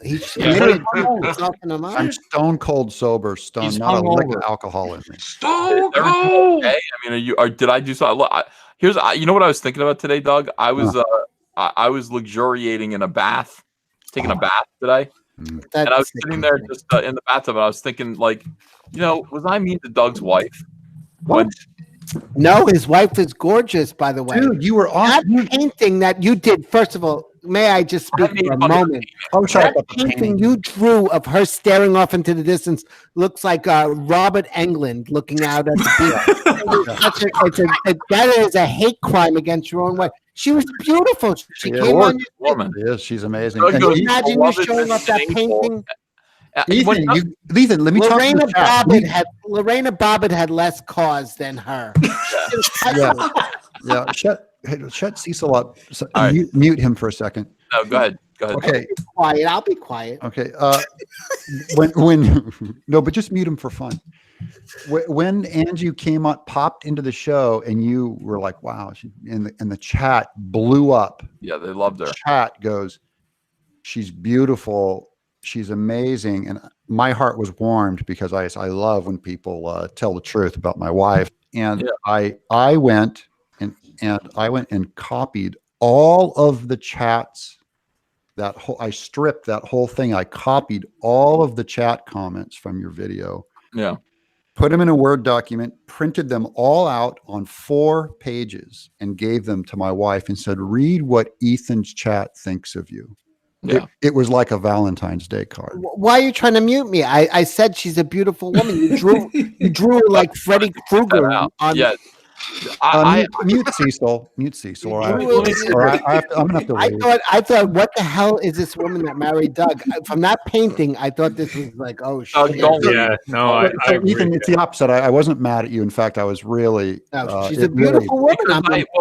Here's what I want to. I'm proud of you, Doug. I'm proud of you. It warmed her heart. You're the one that's drunk. No, shush. I want to talk to my friend Doug for a second. Yeah. Why am I sober? Here's Doug, I felt bad because I was just meeting your wife for the first time, and I decided to be quote unquote on. You know what I mean? I decided to give you hell in front of her rather than just be like, "Hey, thanks for sharing your husband with us. He's a lot of fun." Yeah. Instead, I decided to go full in and make fun of your painting. Yeah. In front of her. Did it look like she cared? Well, she left really quick, Doug. I was like, no, that's because she's shy and she hates being on. She's terrified. May I not shush for a moment? Yeah, go ahead. You did Permission to exactly. speak. I was watching, but not on that show. And you said exactly what I was thinking. I was like, that is the woman that he drew in that painting. She's a gorgeous woman. She's gorgeous. He drew her like this lemon-faced monster on the beach. Oh, yeah. He drew her like a cruel dominatrix that was like, that is true. I when Doug goes, first of all, all I had was the painting. She's a beautiful woman. Beautiful woman. Yeah, she's shockingly beautiful. I saw the painting, and then I hear Doug calling her the beloved Miss Tenaple, which makes her sound like a nun. I always thought he was being sarcastic when he said that. Yeah. When you see her, she is beloved. Well, here's my theory on the painting thing. Let me see if I can unpack this and if I can BS my way out of this, because I am a fine artist and we're good at explaining. You're not going to show us that painting again, are you? Dude, I can barely even find it. First of all, when Ethan brought up the painting, on a dirt road in a Jeep. When Ethan brought up the painting, you'll notice Angie didn't even know what he was talking about, right? Because she's going like, "What? What is?" And she had the wrong painting idea. The one with the bob hair. He's all, "No, the one we were." I had to explain to her which one you were even talking about, because even though my paintings are hanging in the house, it's like she's barely even aware that she's married to an artist. It's like we're normal people. We're normies. Mm-hmm. So we don't like sit there and obsess over what painting says what. She lets me do whatever I want with it. In my painting, when I draw her that way, because she's so nice and amazing and soft, I see her as the most powerful woman in the universe, like the queen of the earth. Absolutely dominates everything. So I draw her as a total badass, even though it's not. Doug, she's not a badass in that painting. She's withered and cruel and cold. She's badass. Bitter. Bitter, yeah. She owns. She's in Turkish delights. Yeah. Well, as long as if the image of her maybe scared you a little bit, that's what I want. It did scare me a little bit, but I don't know. You know what it mostly scared me about? Robert Englund is who it looked like. It looked like Robert Englund. It didn't look like Robert Englund. I mean, that's pushing it a little bit. I don't think she looked like. Please bring it up, Doug. I want to. I'll see if I don't know if I have them on these computers. Let me look. And I saw that woman. I saw that woman the other day. She's a beautiful woman. How dare you, Doug? The chat writes is pretty good. Doc Cassidy goes, that painting was of his wife as a 90-year-old. Yes. Yeah. Well, you know what it was? It was like Doug took a photograph, just an offhanded snapshot of his wife when she didn't want him to. And then he took that. Well, I am. I'm always taking pictures of her when she doesn't want me to. All those Well, photos. but that's not the one that you paint, you know, like you can do a painting. You're going to spend a lot of time on a painting. It's one thing to take a photograph. It's a split second, but paintings take time. So you choose the very best photograph to use. And you chose one where she was like, Doug, can you put the camera away, please? I'm cold and I want to go home. You know, like that's the picture that you. Yeah, I actually know bitter women like this. One of my sister-in-laws is like this, and she's the most bitter, miserable woman that I've ever met in my life. What's her name, Ro? I don't think. Well, okay, I should say Sabrina. That's her name. Sabrina what? Anyhow, and I'm telling you, this lady, man, when I first met her, so I had encouraged her to move in with my wife at the time. She had her own place. She wanted to move from Toronto over to Ottawa. I said, come on, move over here. Man, I regretted that. I regretted that for about 1.5 years while she lived with my wife. It was atrocious. I mean, she would look at me with these eyes. I'm telling you, she just had daggers in them. Yeah, that's not a good woman. Yeah. Wait, you moved her from Rwanda and she was mad at you? Complicated. Saved her life? Wait a minute. She lived with you for what, 5 minutes, and she regretted leaving Rwanda. No.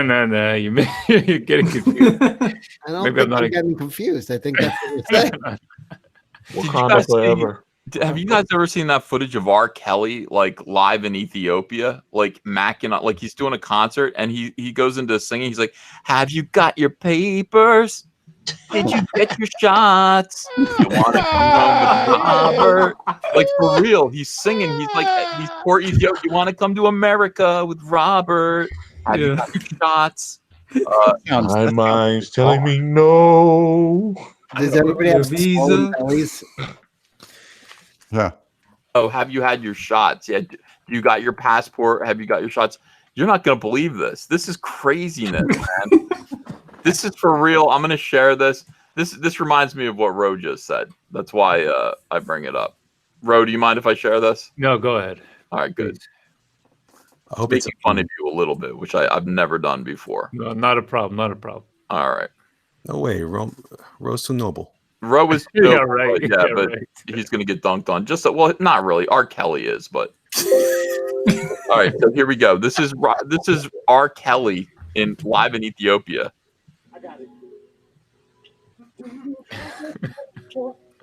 Did you get your shots? Girl, would you like to come back with Rob?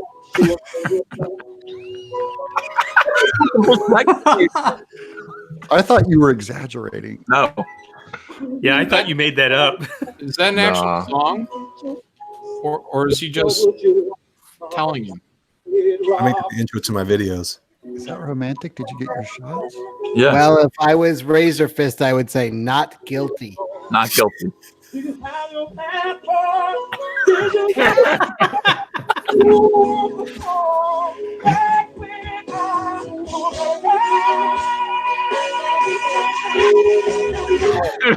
America. He's on shrooms, Ethan. I just want you to know. This is your brain on drugs. Antonio, I told you. Oh. Yeah, this guy.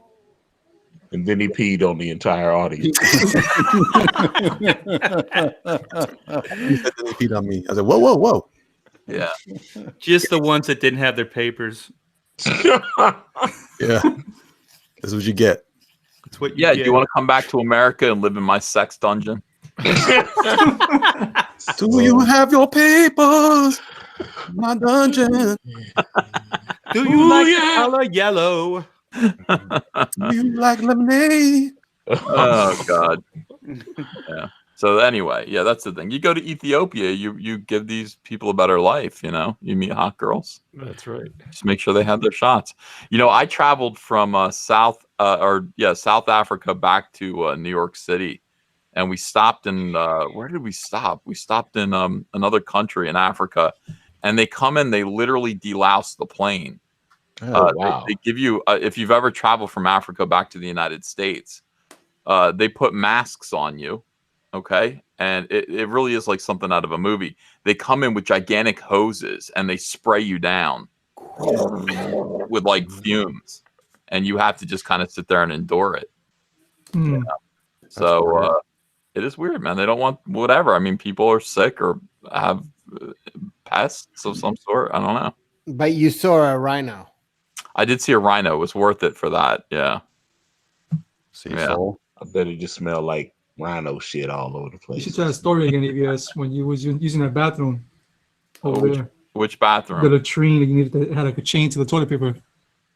Oh, that was in Honduras. Yeah. I That love was story. I'm not telling that story ever again. I barely told it the first time. Thank you. I'm forgetting that story ever happened. I never went to Africa, but I went to Ibiza, which is an island off of Spain for it's like a party island for like 5 months a year. It's 24-hour party. And I did my return flight, a first class trip from Ibiza to New York. And then I got thrown out of first class because I was too fucked up on the way home. And I spent all that money, and they gave me 4 seats to sleep in the back. You went down. I have a weird bathroom story that I blocked when I was. What happened? You washed your hands? No. No, we didn't. When Ethan talked about a story he doesn't want to share, I have a weird memory of probably being at San Diego Comic-Con like 10 years ago. Had to go to the bathroom really bad in a bad part of downtown San Diego. So I had to find I found this public bathroom. And all the homeless people are all walking around there. And it was dark. So it's one of those dark public bathrooms where I'm terrified of even being there alone. Homeless people everywhere and worse elements than that. And the stalls were those open stalls. And I walked to look for a open stall to use. And I went around the corner and looked in one of the open stalls. And there were 2 homeless guys in there. And my mind can't remember what they were doing. But they were doing something strange that I did not recognize. I've never seen anything like it before. And they were doing movements that didn't make any sense to me. It was one guy looked like he was praying. And because I would recognize that. I'm saying there was something weird going on and they're making weird shapes. And I turned right around and walked out. And all I said to myself, like the rest of the night, was like, "What did I see?" Yeah, what was that? What I do you don't think know. it was? It was weird. And I just go, go now. Yeah. So, he said, oh. And I blocked it. It's like it's a big black hole in my head. I don't know. It vanished. I don't know what I even saw. Big hairy black hole. And by the way, Doug ended up taking a dump into Shamu's blowhole at SeaWorld. So when Ethan says I can't even recall that story in Honduras, No, he can't. He just doesn't want to say it. I kind of get it. Of course you can remember. What were they doing? I don't know. It was I honestly, it was weird though. It was lots of movement. Was it a bum 69? Was it a bum 69? That's got to be what it was. They were both. I don't know. A bum 69. Ew. You're gonna get flagged. Yeah. I don't know if you can say bum 69. You got the 3-finger technique. Wait, what are we getting flagged? Are we getting flagged for you taking a dump in Shamu's blowhole or the bum 69? This is a true story, Doug. There was the homeless thing. Yeah, that's a true story. I honestly Was that don't how know. Shamu died? Yes. I think so. Doug killed him? I didn't have anything to do with Shamu. Who did you kill You had then, to Doug? take a dump and you went to SeaWorld and you shit in Shamu's blowhole. I did. I worked at SeaWorld. It was one of my first jobs out of college. And I saw the whale attack another whale. One whale went and rammed another one's whale, and he broke the other one's jaw, and blood started coming out of the blowhole. That's horrible. I saw that. Yeah, I saw a lot of weird stuff. You didn't block that out. No, was that worse than awesome. bums? That's so awesome. that one you retained, but what those bums were doing, which is natural and love, that I didn't see anything natural, and I didn't see anything love going on in there. Okay, I'm gonna take it up to Blue Dolphin 11. You want a bad bathroom story? I'll give you one. Yeah. Yeah. I don't know All if right. anyone was asking. No, for this is really bad. Though. Hold on a second. Does it have Hold bum on. rape? Hold on, he's got to put on his seatbelt. It was consensual, John.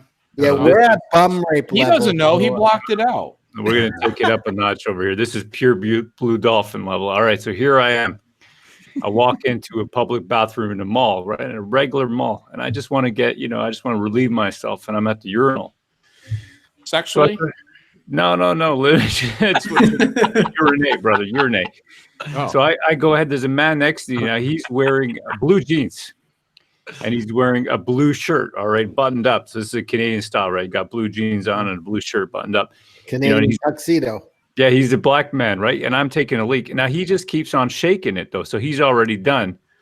And I kid you not, because this cock is twice as long as yours. But a drop of his pee landed on my bottom lip.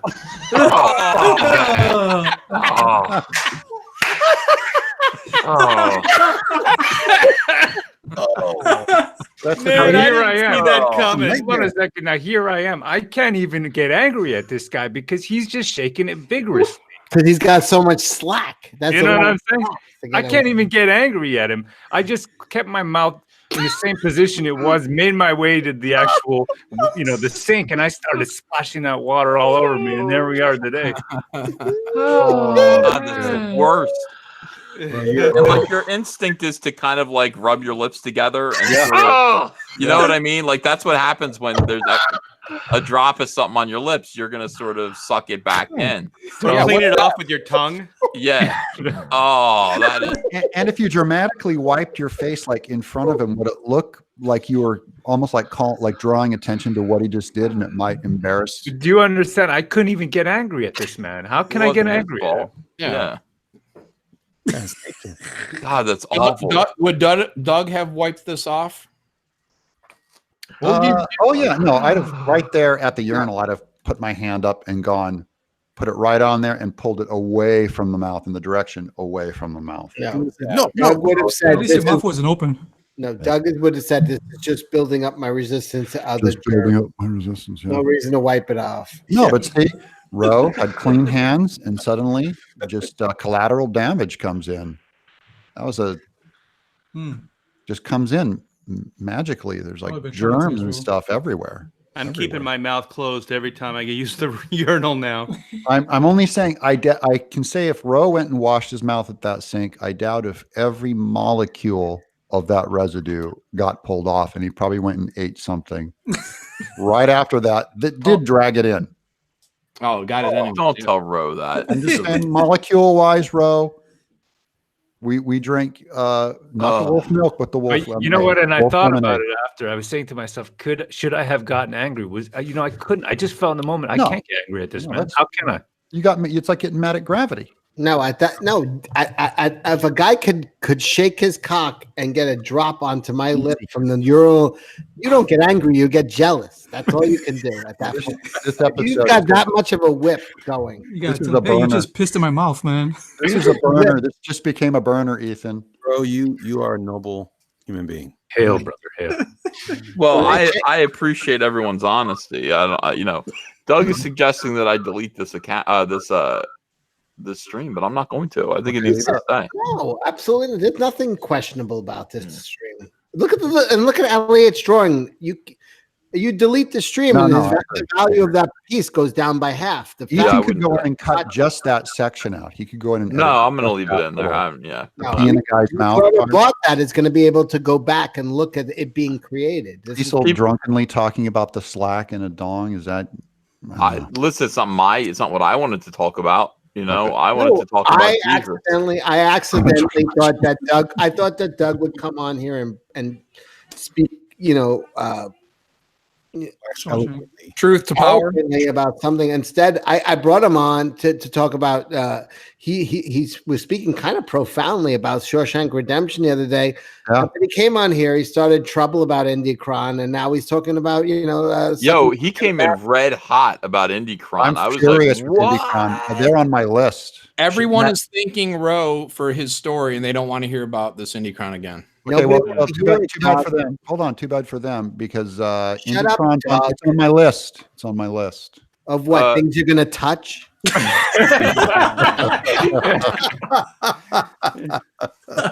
They're on thin ice. They're on thin ice.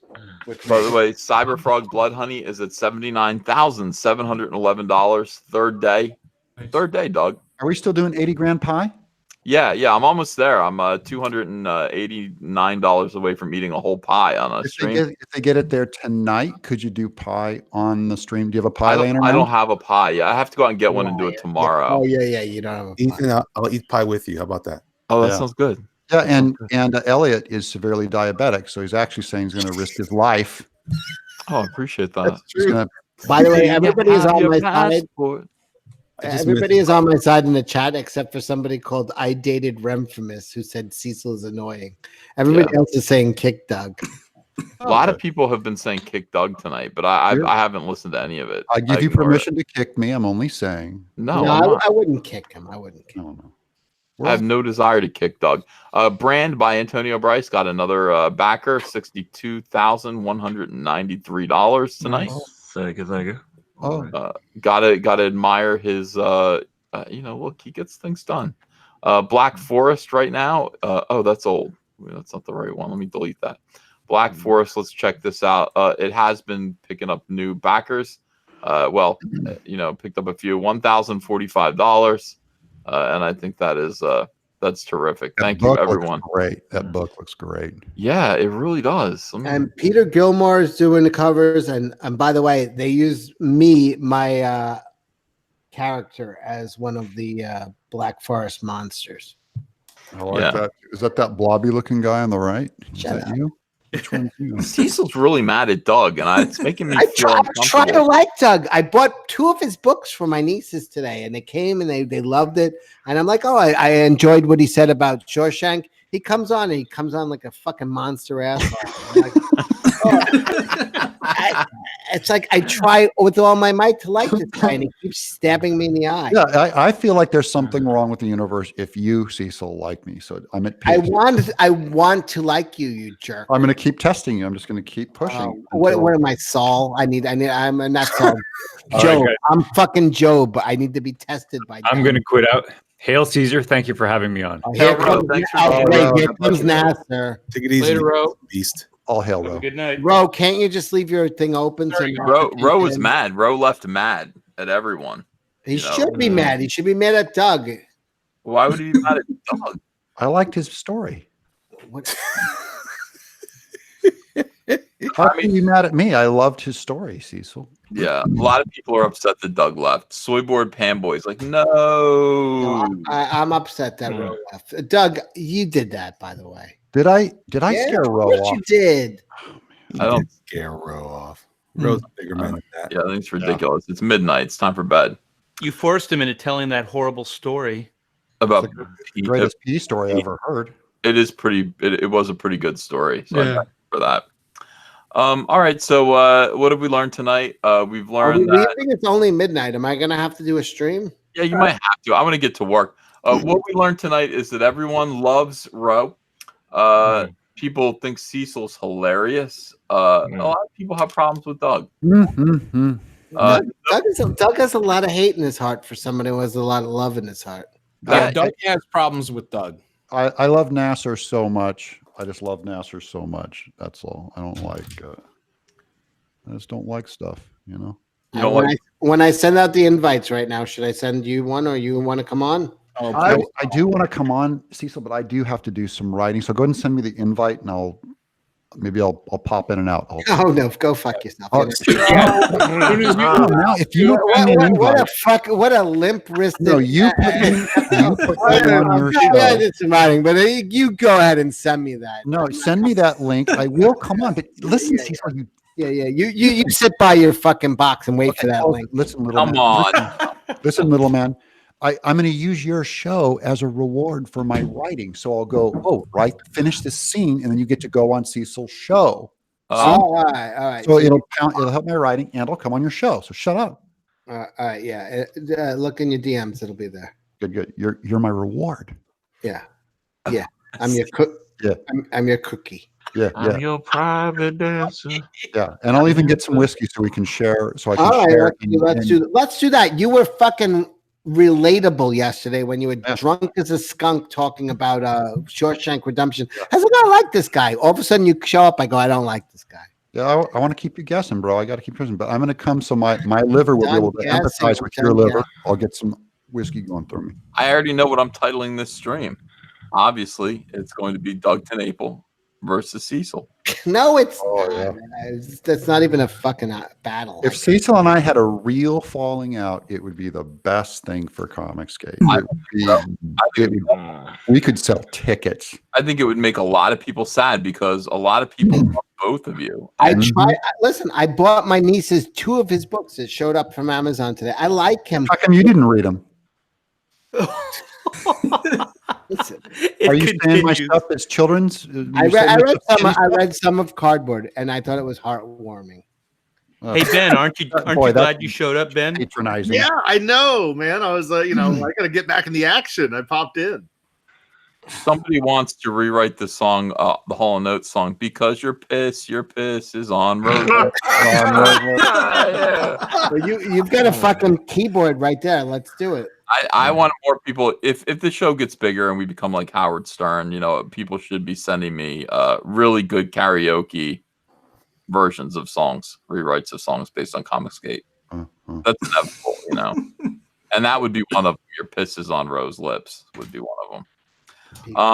Hey Ethan, can I show you something before we end this? All right, I'm gonna send you an invite so you could come on and say nothing for 2 hours. I'll say nothing.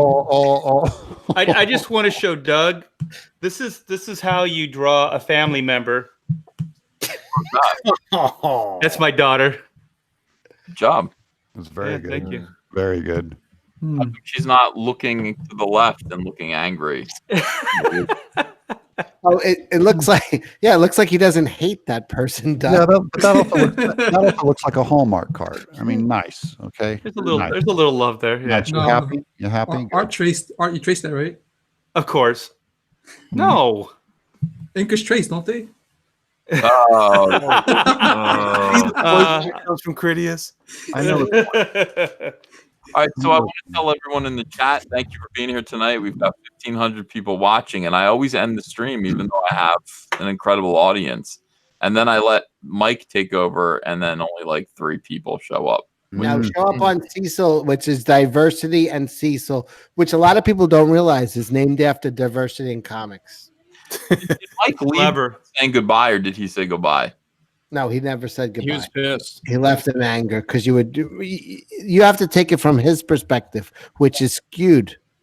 What is his perspective? What did I do to piss Mike off? His perspective is skewed. His perspective is off, Ethan. You missed the joke. Oh, is that why? Was he really mad? He's not mad about the perspective, Ethan. No way, right? You have to look at it from Mike's perspective. No, I don't think so. Yeah, you have to look at it from Mike's perspective, which has odd vanishing points. No, he did a good job. But back the Meg, everybody. Back the Meg. It's no fun making fun of people and taking a crap I on them. backed the Meg. I backed all 3 books, and I also backed Critias. And I love Mike's work. And I thought he should have won the Batman thing, even though, Elliot, you did a wonderful job. I thought I should have. Look at this right. Ethan, look at this right here. Okay, hold on a second. I think it should be merit-based. Wow, that is good. So there's Batman. This is mine. It's called Batman Date Night. Wait for it. Batman Date Night. He has his little scale there, and there's his +1. So this is what happens when you date psychos all the time. Yeah, she's pooping, right? I mean, she's in a cat. She's in a little box. Look at him. Batman Date. Okay, and then I did a girly here too. That was for charity, right, Doug? It was for charity. Yeah, I gave it to that lady that family that Mike Miller is helping, and Kim. Elliot, it was Kim. Elliot threw in a Batman too. Look at this beautiful, just a shapely little beautiful. Yeah. Any poop in that one? No poop. This is It's in her hand. You can't see it though. I drew 2 of these. I drew 2 of these and how long it took Mike Miller to draw 3 scales. All 8,000 scales on his female on his figure. He went and drew every single. You're insufferable, Doug. He's like Rain Man. Yeah. Yeah. Let me read these super chats. Okay, let me read these. People sent them. Soyboard Panboy says, "How tall is Wolverine? He's reaching down to Hulk's chest." LOL.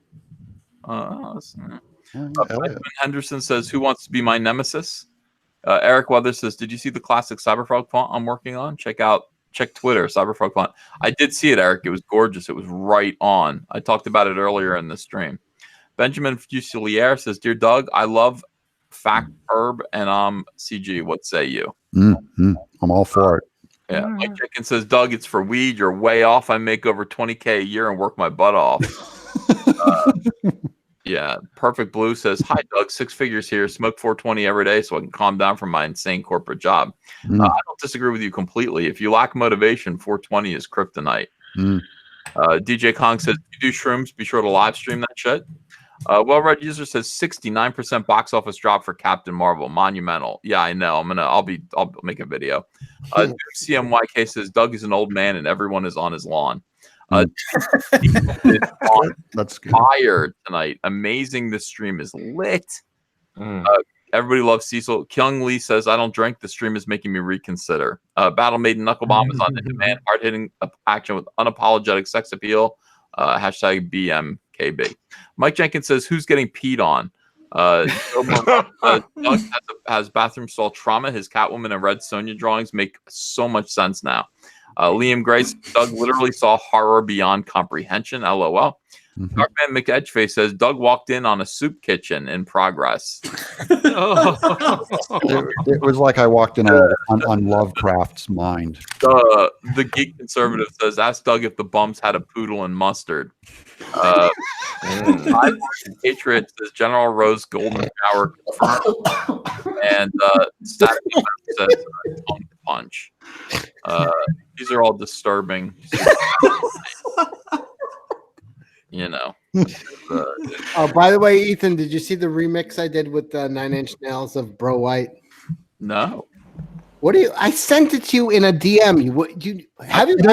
I DM Ethan all the time. He does not check his DM. I know. Listen, I understand he's busy, but I mean, I only send him one like a month, and he still doesn't fucking answer it. If it's an emergency, I would never DM Ethan. I would call him on the phone. Call me up. Yeah. You have my phone numbers. I remixed your Bro White video with the and I used 9 Inch Nails Head Like a Hole, and it fits so perfect that 1 million people responded.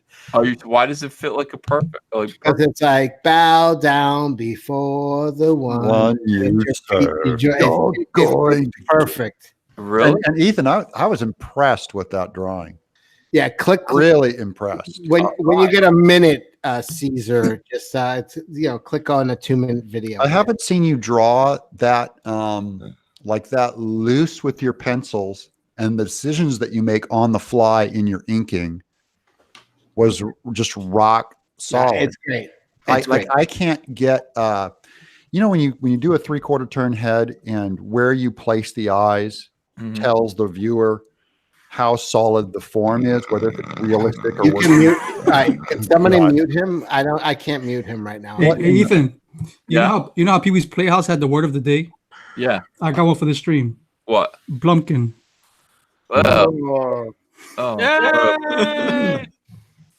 When you say the word, you have to cheer. Here it is. Live from Ethiopia, guys. Uh-oh. It's romantic. You're going to get a copyright hit. Yeah. Ethiopian TV. I got a problem, y'all.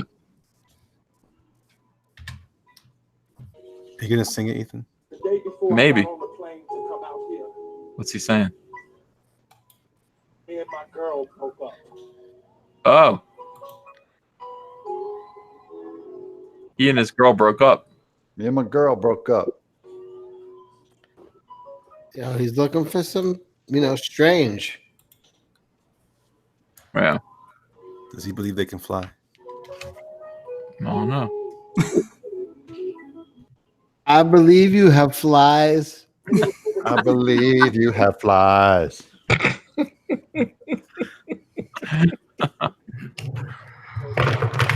I like the fireworks. Like he's about to proposition a bunch of girls into sex slavery.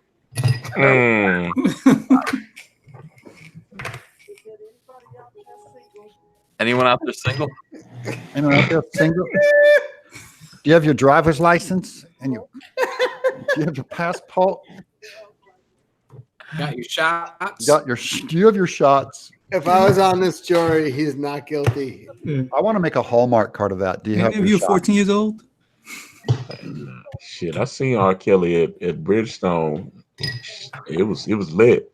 Was it good? Oh man, yeah, it was on and pop it out there, man. Him and Jay-Z, it was great show. Here's the thing. I love R. Kelly the same way Razor Fist loves Michael Jackson, but I'm not retarded. Caesar, you need to do like Razor Fist. You know, Razor Fist got like 3 Michael Jackson videos. You need to do like R. Kelly videos. And everybody will boo the shit out of me. It'd be hilarious.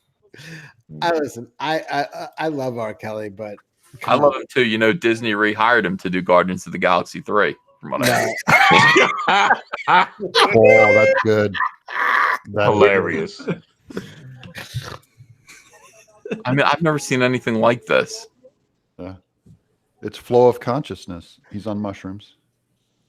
We'll get there. We'll get you there, Ethan. Yeah. Me and Kelsey, we'll take you down to the bayou. We'll do some shrooms. We'll ride an alligator. Yeah, then you'll start talking like Cecil and Kelsey. Is that what you want, Ethan? Yeah. Yeah.